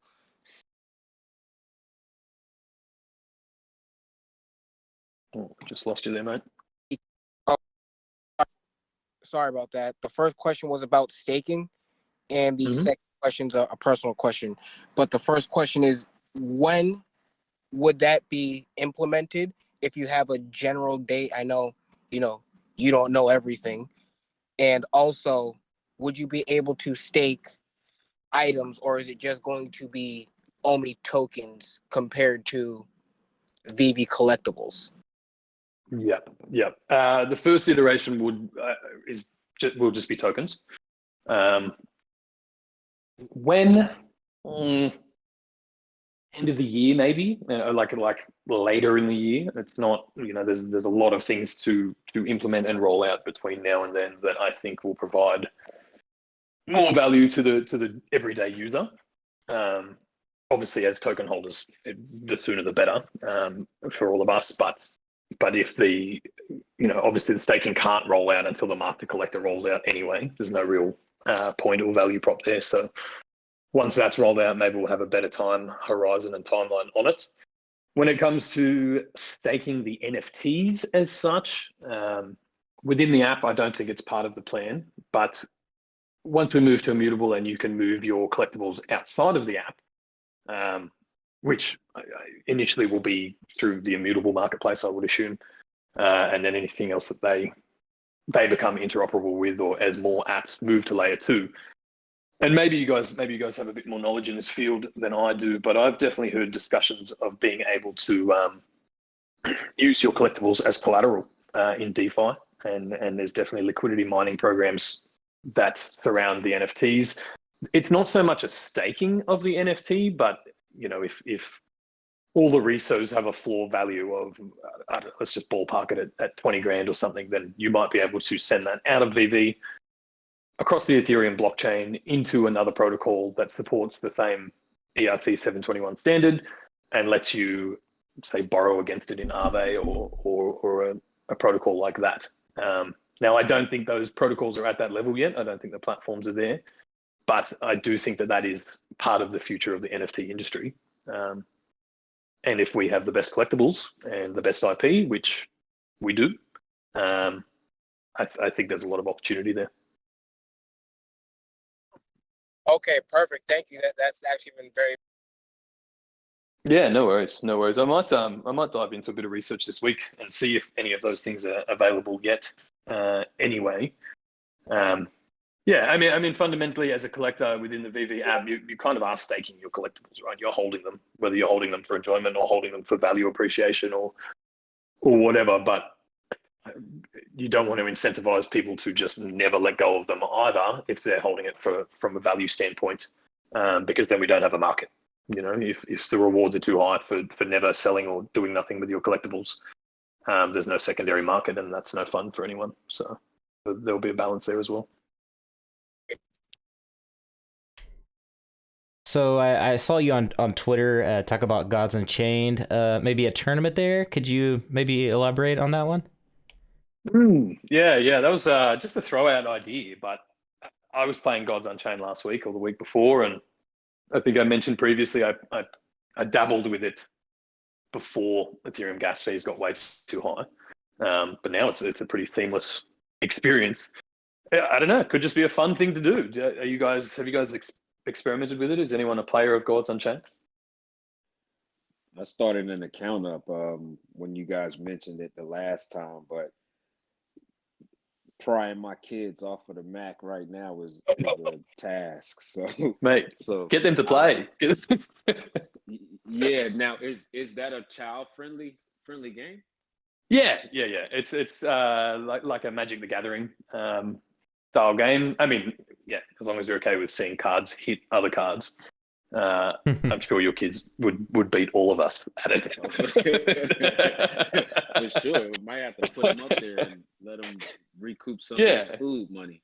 That's it. Earn that keep, Look, I think it could be a really fun thing to do.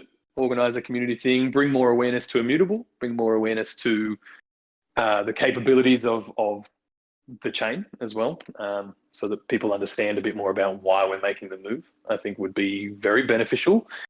If anybody else wants to go ahead and organize it, feel free. Otherwise, I'll look into it this week.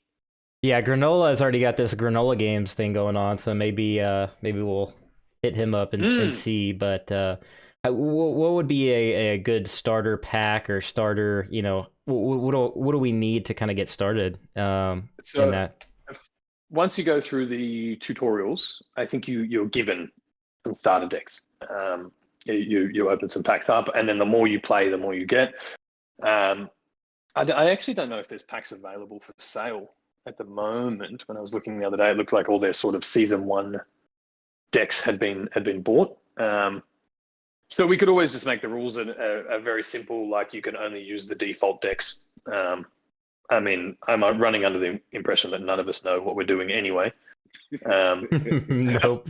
So if everybody wanted to go through the tutorial or something, and then we could look at opening a bit of a tournament there, we're going to know straight away if someone is better than everybody else. So play play for Rhys. Yeah, maybe. Just a meme. Yeah. And I can say that their Discord is kind of reminiscent of VeVe's. They're real tight and very, very helpful. Nice. Yeah, so maybe we could bring some of those guys in as well, right? And bridge that gap a little bit more and see if we can't merge the communities. Nice, yeah. And use that as a bridge. So maybe we do that. Maybe we do it in the Granola Games channel. And while we're here, we may as well shout that out. There is a channel in our Discord server titled Granola Games. And Mr. Granola has designed and developed some really fun just community games based on the VeVe app. So he, I know one, for example, he'll hide a listing in the market and drop some clues, and the first person to go and find it wins a prize and things like that. So I think he usually runs them around drop days. If anybody is interested or wants to just pop in there and find out a bit more information, I'd definitely recommend it. It's just another really fun way to be involved in the community. Rhys, I got a question. The Combi Secured wallet. Do you know when it's going to be back in stock? I don't. It's being manufactured at the moment. It's quite a difficult piece of hardware to manufacture. And it's been in production for a little while now. So I might ping Dan about that. And just see if we've got a bit of an update. There is a new app update rolling out very soon. I think it's in QA now. And I think the intention is to get that out before we open up the store again. It just fixes a few bugs and issues people have been having with the current app. But I think that's pretty close to release now too. So I'd say they'll both happen around the same time, or maybe they're trying to time it for that. But as soon as I have more information, I'll drop it in the announcement channel. I have a quick question about the secure wallet. Mm-hmm. When we go to switch chains, do you think that we'd be able to just put our stuff in the secure wallet or keep it on the secure wallet? Your sound got a bit off there, but I think I heard what you're asking. When we switch chains, no, there will still be some sort of token migration. So yeah, whenever that ability is enabled now, you can store ERC20 tokens on Secure Wallet now. The new app version makes that much more seamless. So I think whatever the swap site is or however that's facilitated, you would send your tokens to that and then just put in the recipient address as the ERC21 and it will send you back the Ethereum-based token and then it'll be on your wallet. The date again for that was what? Or which? For the migration? Yeah. Yeah. So there's no set date yet. It's obviously in the works. There's quite a lot of technical hurdles to overcome to be able to migrate. Obviously, VeVe plus all the secure wallet infrastructure plus all the notifications and information that has to go out around it to allow people to do it and understand how to do it. So it will be a work in progress over the next, call it 2 months, 3 months. And then the actual migration, like the time you'll have to move your tokens, like I think you'll have 12 months from that point or something like that. We obviously need to leave it open enough to continue the notifications to people so that nobody is left behind, basically. So the migration will take a bit. I got another question, Rhys. Mm-hmm. When y'all make the swap to Immutable X, do you think you're going to leave some tokens behind? Good question. It's a good question. It's definitely been discussed because obviously we've started with quite a high number of tokens and frankly don't need that many in the reserve and those things. So it is an option, but I can't really give any more information on it at this point. NDA. Hey, we love it anyway, brother. That's it. We have brought on a bit of an exchange and token expert, which is going to help us guide those things and continue to manage the utility of the token and just make sure the system is running as optimally as possible and to the benefit of everybody. So yeah, I'm personally in favor of leaving a lot of tokens behind, as many as we can. So are we. Yeah. So I'll definitely be pushing for it, and look, fundamentally that creates value for everybody, right? That everyone in the ecosystem, the business, all token holders. So yeah, if there's a way to do it and it makes sense for us from a business standpoint, it'll happen. Thank you, Mr. Rhys, for answering that question. Yeah, very welcome. Question, Rhys. One is,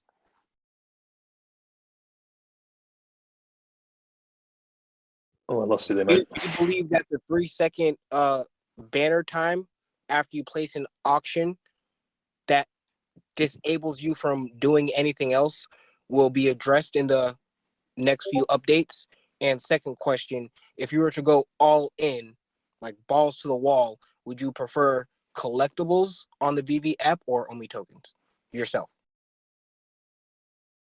So the banner, I don't know. You mean how it comes up and says like you've been outbid or you've placed a bid or something and you have to wait a second or two? Yeah, and you can't do anything in the meantime. Yeah. I'm not sure on that front. I think it's when you say you can't do anything in the mean, you mean you can't place a bid or you just can't do anything in the app? You can't do anything in the app. You can't scroll up or down. You can't place a bid. You can't go back. You have to wait until it's done, and then you are able to resume. Move to the next thing. Yeah, interesting. I'll find out about that. My initial impression is that might be a bit of a mechanism to cut out bots. As you know, then we can see on our end if something's happening quicker than that, and we know that you can't physically do it. Well, then we can shut that account down. Yeah, so some of those things are probably, there's usually a reason behind them.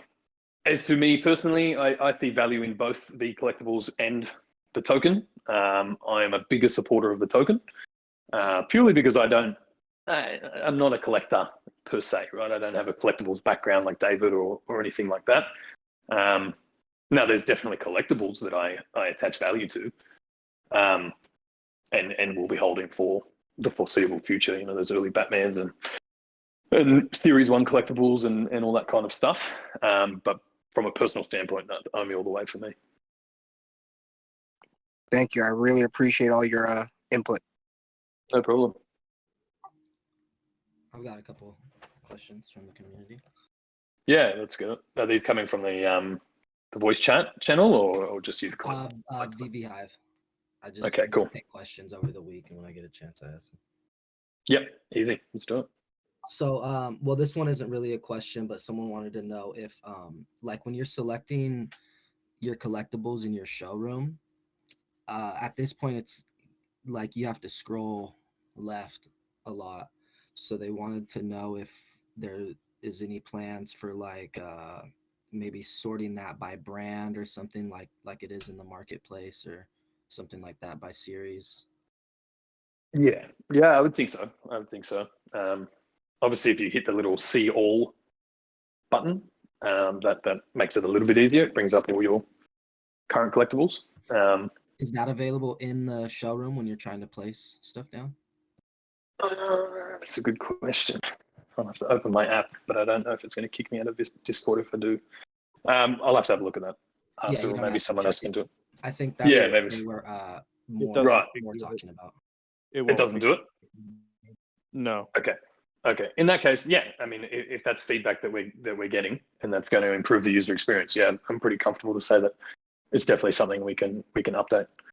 I think once we move to PC as well, I would expect that most people will design their showrooms on a PC. I think it'll just be more functional, and obviously having more screen space, you'll be able to see those lists. But yeah, I think once we get the filters right in the market, then we can start to look at where else we can use them in the app too. Okay. So another one, this was a concern from someone. They said that 100 gems is purchasable in-app for 3,000 Thai baht, which is only equal to 95 USD. So they were wondering if you see that as a problem or what? Just give me 1 sec. I'm just about to convert all my US dollars to Thai baht. That sounds delightful. No, I mean that's the first time I've heard of that. So they said that it's like that with other currencies as well. That was just one of the exact examples they gave me. That's really interesting. What I hear more often is that people are getting overcharged. Right, me too, and that's what I said when he brought that up, and then he showed me proof. Interesting.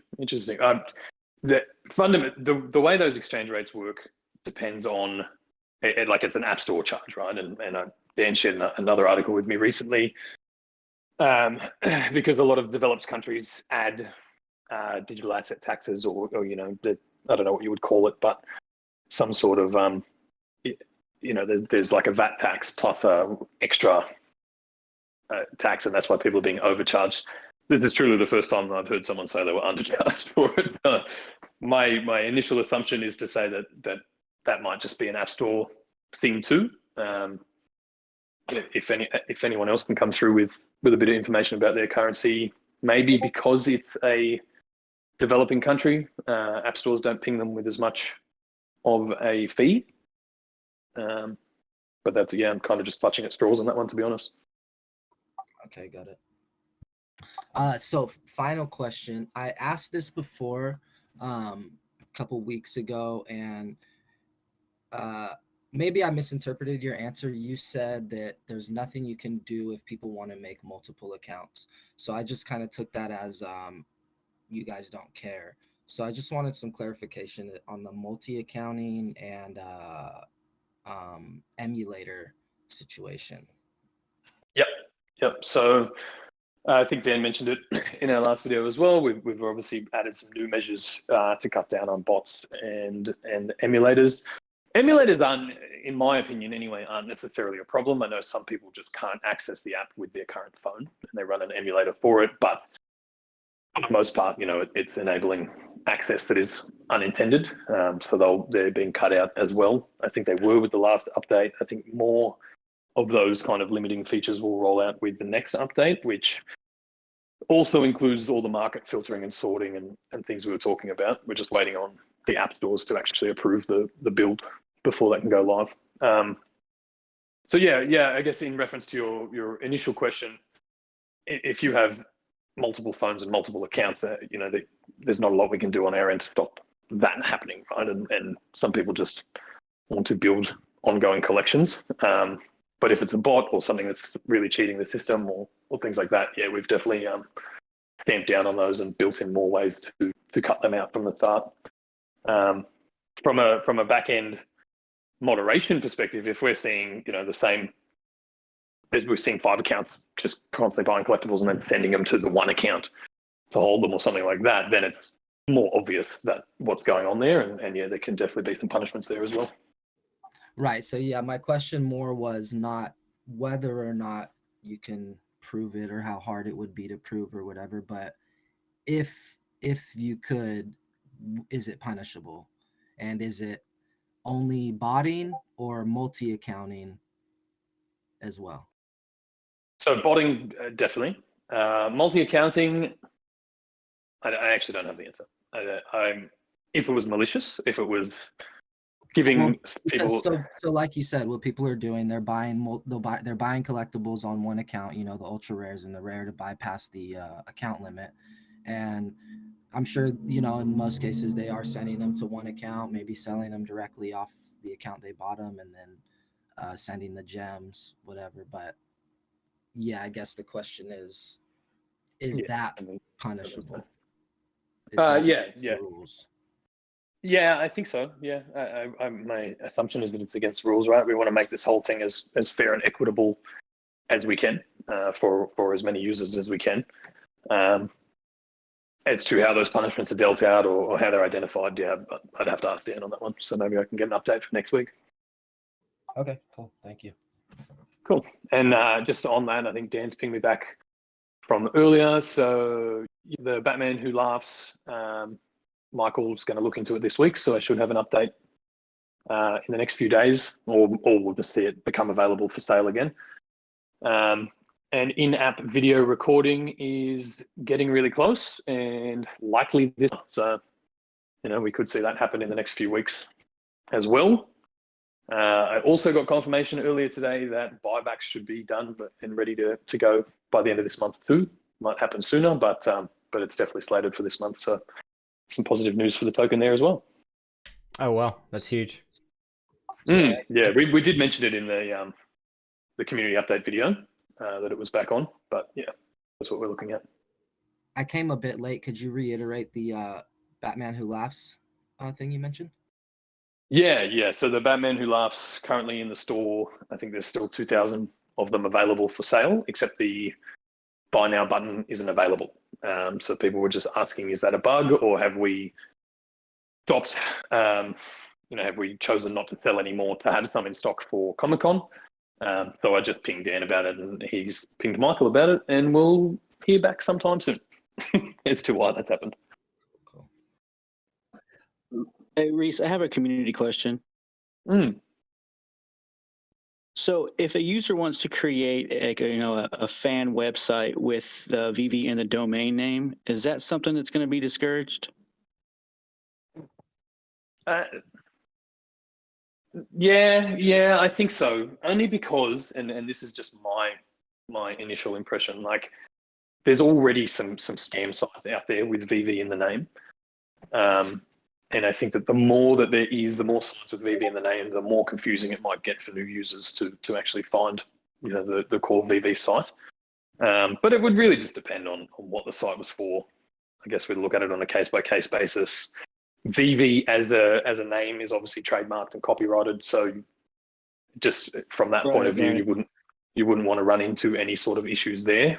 Obviously, we're not just going to hunt you down, but there is always a legal counterpoint to that as well. So I would generally say it's probably not a good idea. Okay, that sounds reasonable. Appreciate it. No problem. Rhys, how close are we getting to maybe seeing some blind boxes drop? Still a little ways off. I think. I think we probably should have asked Trevor that while he was here. Yeah. I think there's a lot of work that will go into building the experience around the packs and blind boxes before that rolls out. Well, maybe we'll ask Trevor on the next one. see if he has an update, but I don't know if they'll release that until we're closer to actually rolling it out. Okay, thank you, brother. No Hey, worries. Hey, Rhys, are you guys concerned at all about going viral quicker than you're ready to handle all the customers? I think we have already dealt with that part. You know, we obviously we've said this in so many videos, but that initial shock of how many people just came busting into the app, you know, led to us having to refactor everything over that couple of months. But no, from here on in, I mean, you've all seen the drops running much smoother. The app runs much smoother. The ability to update things and make changes on the fly is now built in as well. So no, I think that's been the whole point of the refactoring and re-engineering. We've really just been trying to build in or prepare for the next wave of users, which you know, I guess we're all anticipating will come with Comic-Con as well, and obviously we're going to continue to roll out new brands and light hunters over the next, well, really for the foreseeable future. So from this point on, I think we're really focusing on growing that user base and bringing in new audiences, and I think the app is now built in a way that will allow for that. So, speaking of scalability, can you maybe speak on your meeting with or Dan and Dave's meeting with AWS? We'll have to get them to speak about that, actually. Yeah, until I saw the photo, I wasn't aware of it.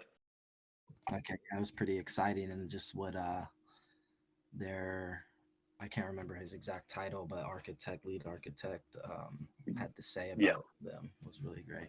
Yeah, that's the position we're in now too, right? We have all those pieces in place that can help us continue to scale, whether that's, it gets too techy for me, but whether that's, you know, the servers or the cloud or whatever it is that lets us kind of scale that indefinitely, because our tech stack sits on top of those kind of servers or capabilities. So to have someone on hand as well that is a core architect and can help us kind of develop on top of it. I just think we're really well positioned to bring in that new user base now and make sure the app can run with it. Absolutely, I got excited when I saw the AWS suite. Yeah, and you know, that goes back to what Dan and Dave always say, like, there's always something happening around here. You know, there's always something going on in the background on top of drops and on top of upgrading the app and on top of all the Light4 deals and everything else. So that, you know, there's fundamentally so many pieces that feed into this app, and really it is 5 apps in one, but there's just so much going on that, yeah, those guys, I don't know how they do it, to be honest with you. It's like any time of day that I need to contact Dan or whatever, like, he's online, you know, it doesn't matter if it's 1 a.m. or whatever, like, yeah, it's usually around. So yeah, I'm not sure if they sleep. Oh, it's wild. It's wild, but it's exciting, you know, and this is their baby and this is what they've built for, and now it's game day, you know, now we put the foot to the floor and roll it out. So absolutely. And you know, just like anyone else, I had my reservations and concerns, but after the Dragon Girl drop, that just completely solidified my confidence in Dave and his knowledge as a collector. So yeah, after that, I'm just like holding on for the ride, and I'm just telling everyone, just chill. They literally can't tell us everything they're doing all the time. Yeah, exactly right. What was it about the Dragon Girl drop that solidified things for you? The mint counts mainly, just seeing his response to the community outcry about, you know, the DeLorean drop and stuff like that, and then coming through with, you know, that what would you like, high tier level of art, you know, and the low mint counts. It was just a really great drop that just really kind of showed me that there's going to be versatility in the app. It's not just for, you know, people to come in and buy these collectibles just to have them, but it's also for real collectors to have exclusivity and Absolutely. That. Absolutely. I think you put it really well there, that there's versatility in the app. You know, it's not just for one type of collector, you know, and we're not just targeting pop culture with things like DC and things like that. You know, we're bringing on premium artists that accesses a different audience, but obviously you would anticipate that the mint numbers and the way that those roll out there'll be variations compared to, you know, the really mainstream character collectibles and things like that, as it is in the real world. Exactly. And I just want to let people know they're really underestimating the Tokidoki fan base. I worked at Yogurtland for about 3 years, and we did a Tokidoki promotion one time. And those fans are crazy. Like you can go on. I'm on the Tokidoki Reddit now. I started collecting real life unicornos now. Nice. But yeah, I like trade them across Reddit and stuff, so that's really cool. But yeah, the Tokidoki fan base is crazy, and they're like cultish. So right now they're like really against the digital, just because it's so new, and you know, a lot of the crypto heads scare them away with their 10 times price points on the market. So right now they're just really kind of, you know, ultimately just kind of hating on it because they don't want to pay, you know, so much for it. But once it becomes more mainstream, those Tokidoki fans are gonna be all over this. And Absolutely. Once I showed that Ritmo, a lot of them came through and they're like, wow, this is actually cool. Nice. Look, and that's just one example, right? That's one example, one brand, one fan base who are yet to make this transition. And you've got the weight of Simone, the artist, behind the product. You know, he's promoting it on his Instagram. He's putting his artwork out there. He's excited about it. It doesn't take much to change the narrative to the positive there. I think a lot of headwinds the NFT industry is facing at the moment too is around the energy usage of base chain Ethereum NFTs, right? When we first announced the Ultraman drop, Subaraya and put it on their Twitter, and they just copped abuse from people, you know, who had clearly done no research, right? No research into us, because they obviously didn't even go as far as finding out that we are already carbon neutral on GoChain. And they just wanted to throw hate. You know, I can't believe you're doing this. Oh, I'm so disappointed in you guys, blah, blah, blah, because they've seen one headline, which is designed to grab your attention, and run with a narrative that they don't understand, right? So that is one of the main headwinds, I think, that the general industry is facing in transitioning from physical to digital collectability. But it's also one that's being addressed, right? We are obviously addressing it. We'll continue to put out information about it. Immutable will continue to promote that side of their business. Obviously, all of you guys will continue to educate people, and that's just how it ripples out. You know, eventually the whole industry is forced to go greener anyway. And when you're looking into that, well, you see us at the top of the pie as the green solution already. And it's been really integral to the lights and saws as well, right? Because they obviously get affected by the narrative when people see that they're moving into digital products and cop that abuse or that hate. And that's half the reason not half the reason, there's a lot of reasons they've chosen to release on VeVe, but a big part of that reason is our commitment to carbon neutrality, you know, and so the education will start to come from them as well. It goes out in all of our press releases. So that green narrative is really going to continue to take hold, and I think propel us further forward too. Absolutely, I agree. And I think another reason a lot of people just kind of express that hate is just simply because you know, most people don't understand crypto at this point. They are, you know, in love with fiat because they don't understand crypto, and they're, you know, ultimately a lot of people are jealous because they know that a lot of people became millionaires of cryptocurrency and they didn't. So there's just a lot of hate around the ecosphere itself right now that's gonna disseminate over time because, you know, we all know here cryptocurrency is not going anywhere. Correct.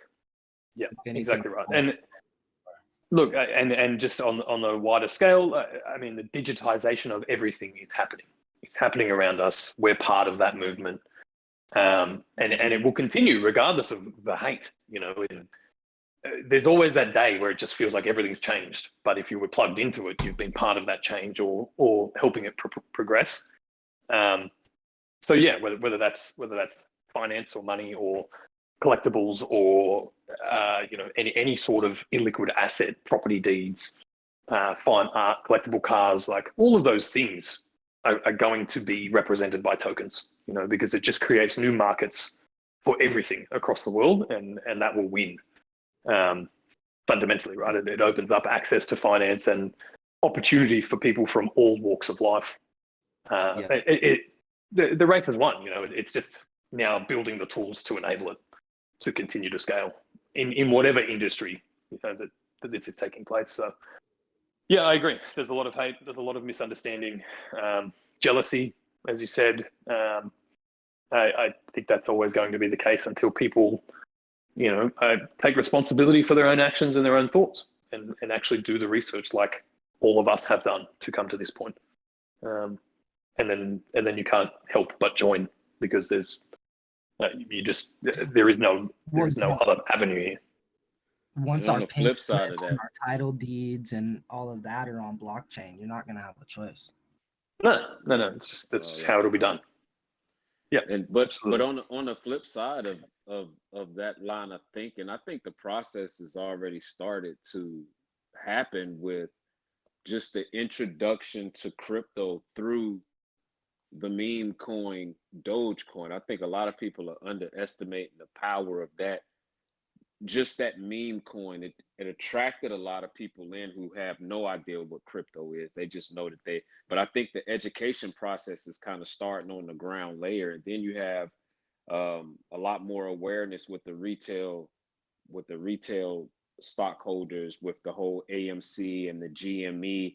And there are millionaires being made this week off of AMC.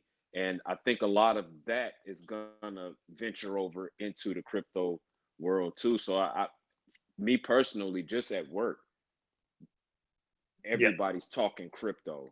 You know what I mean? Yeah. Nobody knows what it is. And I introduce them all to VeVe.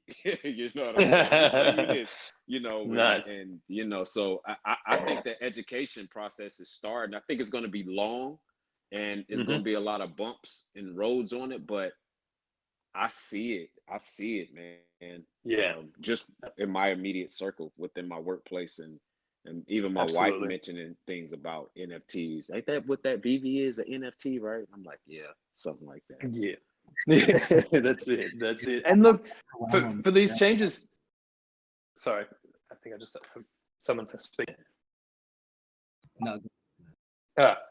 All I was going to say was, for these changes to happen, whether they're societal or industry-wide, there has to be a catalyst, right? There has to be some push for people to move from an existing system to the next system. Now, if we're talking crypto in general, I mean, you cannot have had a more perfect storm over the last 12 months, 18 months, with all the quantitative easing and money printing and lockdowns, where people are now living a more digital life, video conferences. Right now, we're all talking to each other, through Discord, which is something that I just wouldn't have done 12 months ago or whatever. And whether people realize it or not, this has become normal to us already. This is how we communicate now. This is how we can run these things. Most conferences and events are virtual events now. So all of the things that have happened in the last 12 or 18 months, on the back of very irresponsible monetary policy, around the world, have pushed people to the new financial system where they're not controlled by the state, and there's a cap supply on Bitcoin, for example, and things like that. So the value drivers behind these new financial mechanisms are getting stronger by the day, as we are all collectively becoming more digitally native, which obviously drives people into our industry as well, right? Into NFTs and that kind of thing. But if you try to explain to someone day one what cryptocurrency is, why it has value, and then also manage to explain to them what blockchain is, and that blockchain enables the minting of these digital assets, and that you can now own a digital file, there's too many pieces for people to pick up. And I think that is why we see so many barriers to entry. Whereas with VeVe, you don't need to know any of that, right? That's the whole point. You don't need to know anything about blockchain. You don't need to know anything about Bitcoin or ETH or cryptocurrency or wallets or keys or any of that. You can just come in, have a great collectible experience that is enabled by this technology. But if you want to learn about it, that's up to you. You can still enjoy all the benefits that it provides without diving so deep down that rabbit hole. And then over time, as you said, well, then the curiosity peaks, right? Like it's the way that we operate as humans is that we attach monetary value to these things, right? And that is usually, like you said, what gets people interested. They're hearing about people becoming millionaires overnight, or this thing or that thing.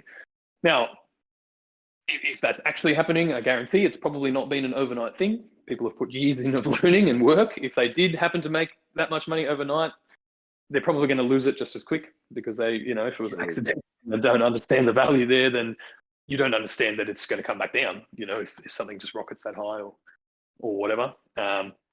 So yeah, like you said, education is key. I think showcasing the capabilities of distributed ledger technology using entertainment is a great way to bridge that gap between the non-crypto or the mainstream and the rest of us.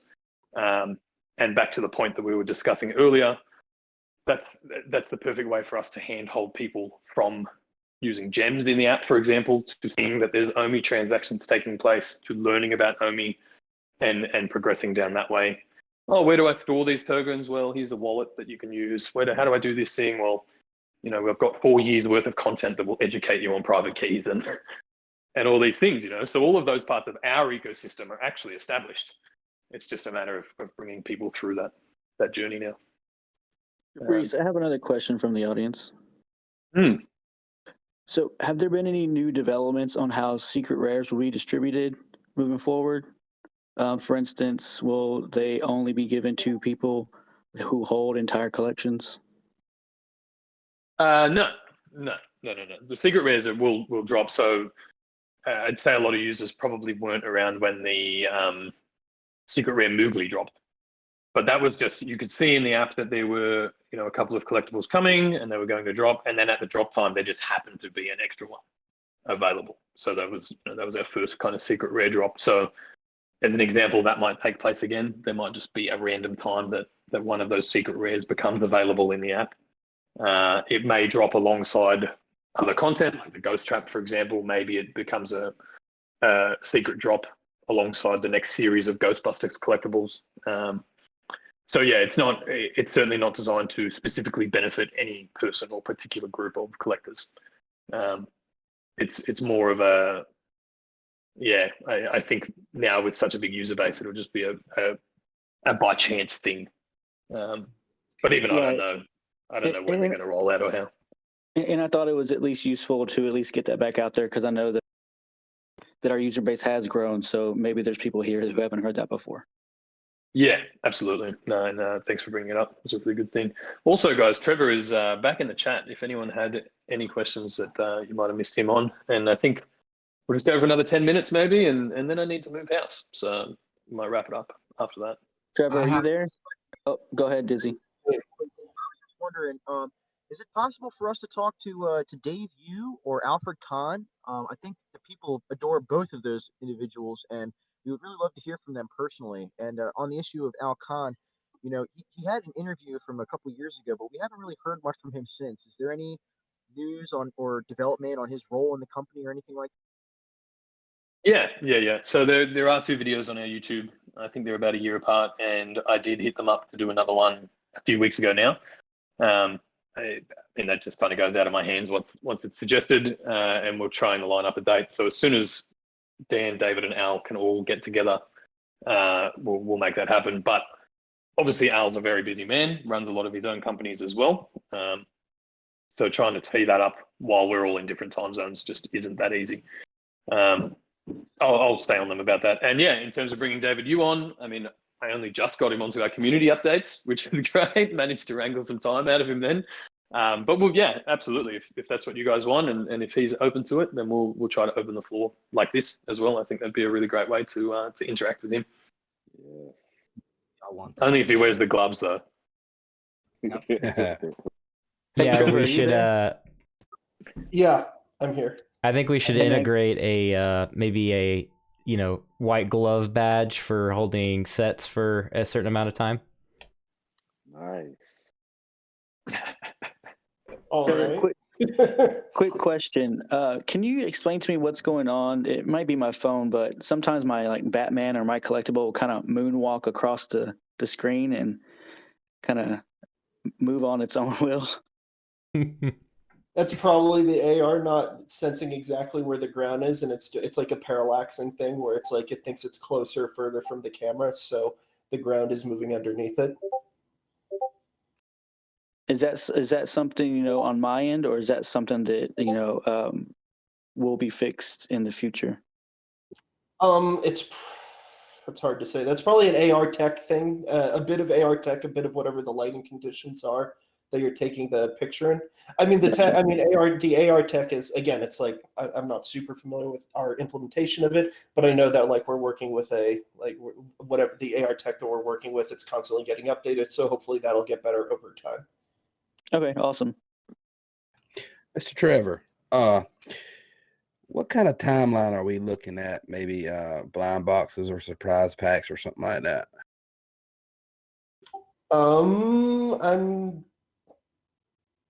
That's a good question. It's something that we are we're working on it. Early stages of working on it. I'm not going to put a timeline on it. Again, the when questions are not something we're trying to avoid. I mean, when we're ready to talk about it, we'll talk about it. Okay, thank you. So don't ask when drivable T-Rex. I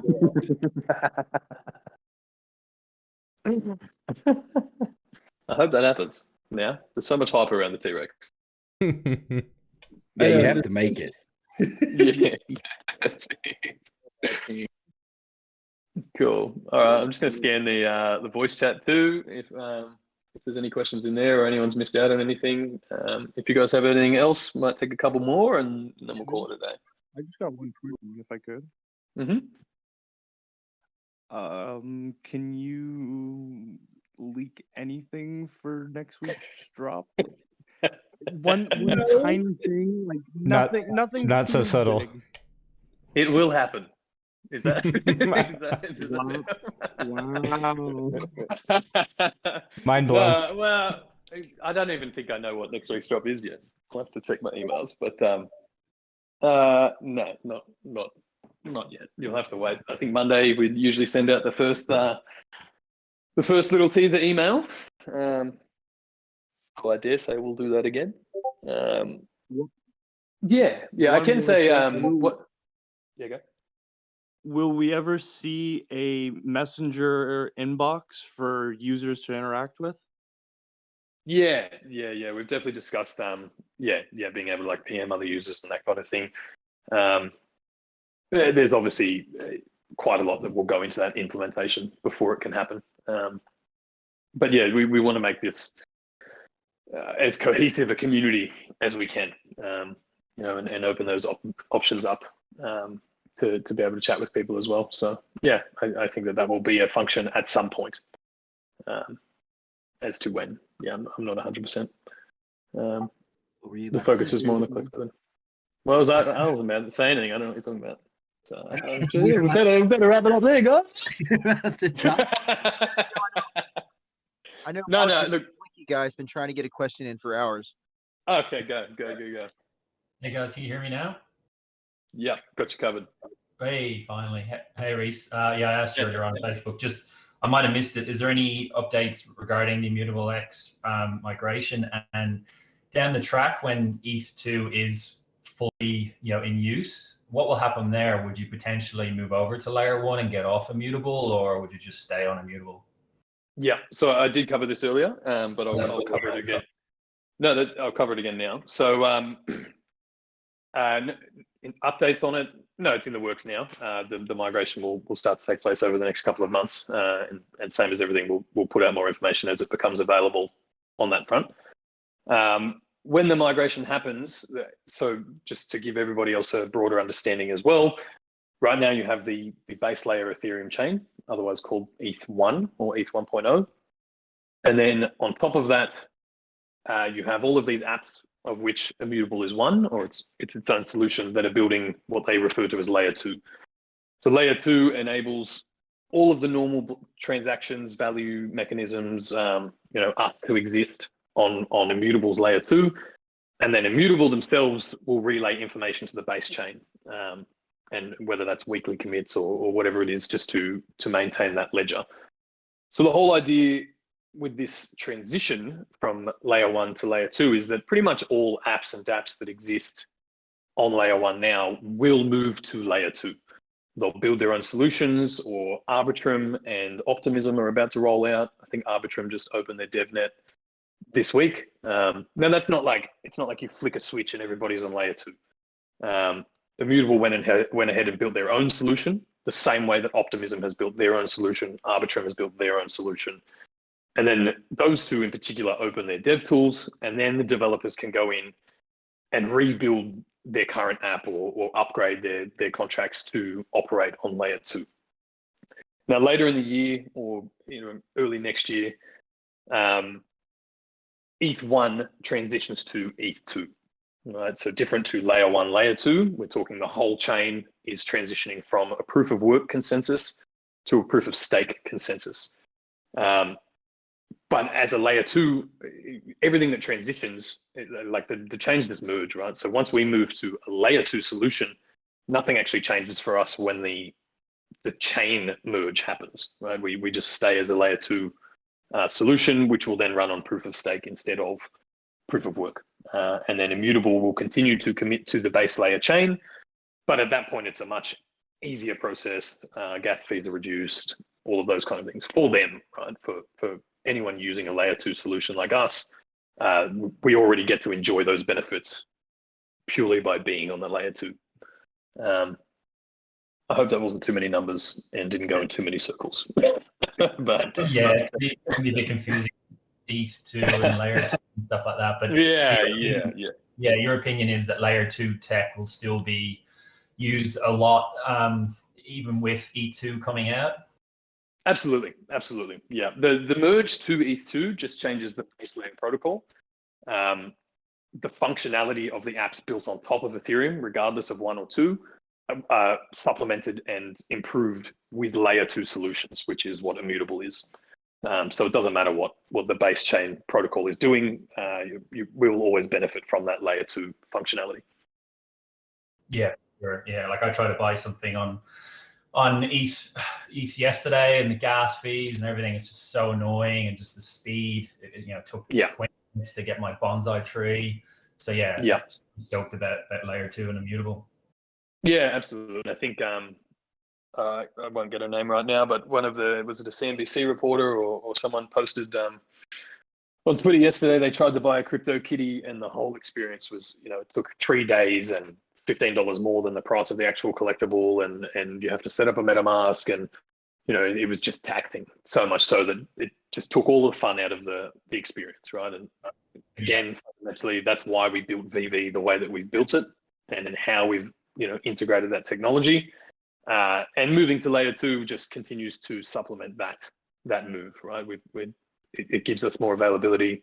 Obviously, fundamentally, it opens our NFTs up to being sent out of the app, right? Which gives you as a user more options. Exactly. So the move is beneficial. Those other verses, obviously, you're building your own VeVe verse, but I love that rare room thing where you can just load up all your NFTs in there, and being able to do that with VeVe would be awesome. And that's hopefully where we can go with it. Yeah, absolutely. And Immutable already has their layer 2 marketplace running for Gods Unchained cards. Now, I'm only running on an assumption at the moment, but I think it's safe to assume that VeVe Collectibles would be available on that marketplace. And then really we're going to be waiting for the other dApps to upgrade to layer 2, right? For these other protocols to level up their game, because that's just where the user experience will exist. It will exist at layer 2. Anyone who doesn't do it will be left behind. So all of these companies are already either implementing these technologies or looking to build with optimistic rollups or Arbitrum solution as well. And look, same thing, right? Just as a reminder to everyone, we're so early. We're so early in this game, right? If you want to compare blockchain to the early days of the internet, like blockchains can't even talk to each other yet. There's no router between them that lets you swap this token to that token seamlessly and easily. Like there's always barriers to entry there. So obviously we're early in VeVe, we're early in the NFT space, but this whole transition to distributed ledger technology is so early in the piece that I think people just need to take a step back sometimes and recognize just how far we've come and how far there is to go. You know? For sure, yeah. I don't know if you saw my tweet, but there's a NFT Basel, the first NFT art exhibition happening right now in Miami. Mike Keen's at it. They're projecting all the NFTs on the wall. It looks pretty cool, and that's just where it's going to go, right? There's going to be so many of these NFT exhibitions happening, and when the holograms come in and stuff like that. So again, that interoperability, so we can put our Ron English or our Dragon Girl in there and auction it off would be amazing. Yeah, absolutely. And on the display side, obviously we're making a play towards wearables, so that you don't need like external frames and tethers, I guess. Trying to remove those, but there's also so many options available, like you just said, whether it's projections or holographics or little display cases, the same way you would display a physical collectible now, but you might be able to put your 3D premium sculpture in that and display it somewhere. Like, there's so many cool things that are going to happen in the next 5-10 years in this industry, and then we're all going to have that day where we look back and wonder when it all changed. For us being in it, it's going to seem very normal, but for anyone on the outside, still, I mean, they're just going to have to make the transition or be left behind. For sure. Yeah. All right, guys. We might call it a day if that suits everyone, unless anyone has a pressing or pending question for myself or Trevor before we get here. Just wanted to say thank you and Trevor for being here and hopping on and answering all the questions and taking time out of your day. No worries at all. I really enjoy this format. Next week, I think I'll open the chat and we'll see if that makes a difference to the amount of people that can get in. Obviously, we've had a couple of weeks now where it seems to be capped. Big thanks to you guys for recording this as always and putting it out, and obviously for showing up. Your feedback is truly invaluable to us, and it's good just to get a sense of what concerns people have, just based on the questions that come through as well. So makes it a lot easier than trying to do it in the Telegram chat, that's for sure. So cheers. Thanks everyone for stopping by. Really appreciate it, and we'll open it up again next week and have another conversation. Thanks, Rhys. Have a good one. Cheers. Thanks, appreciate it. Appreciate it. See you guys. Bye.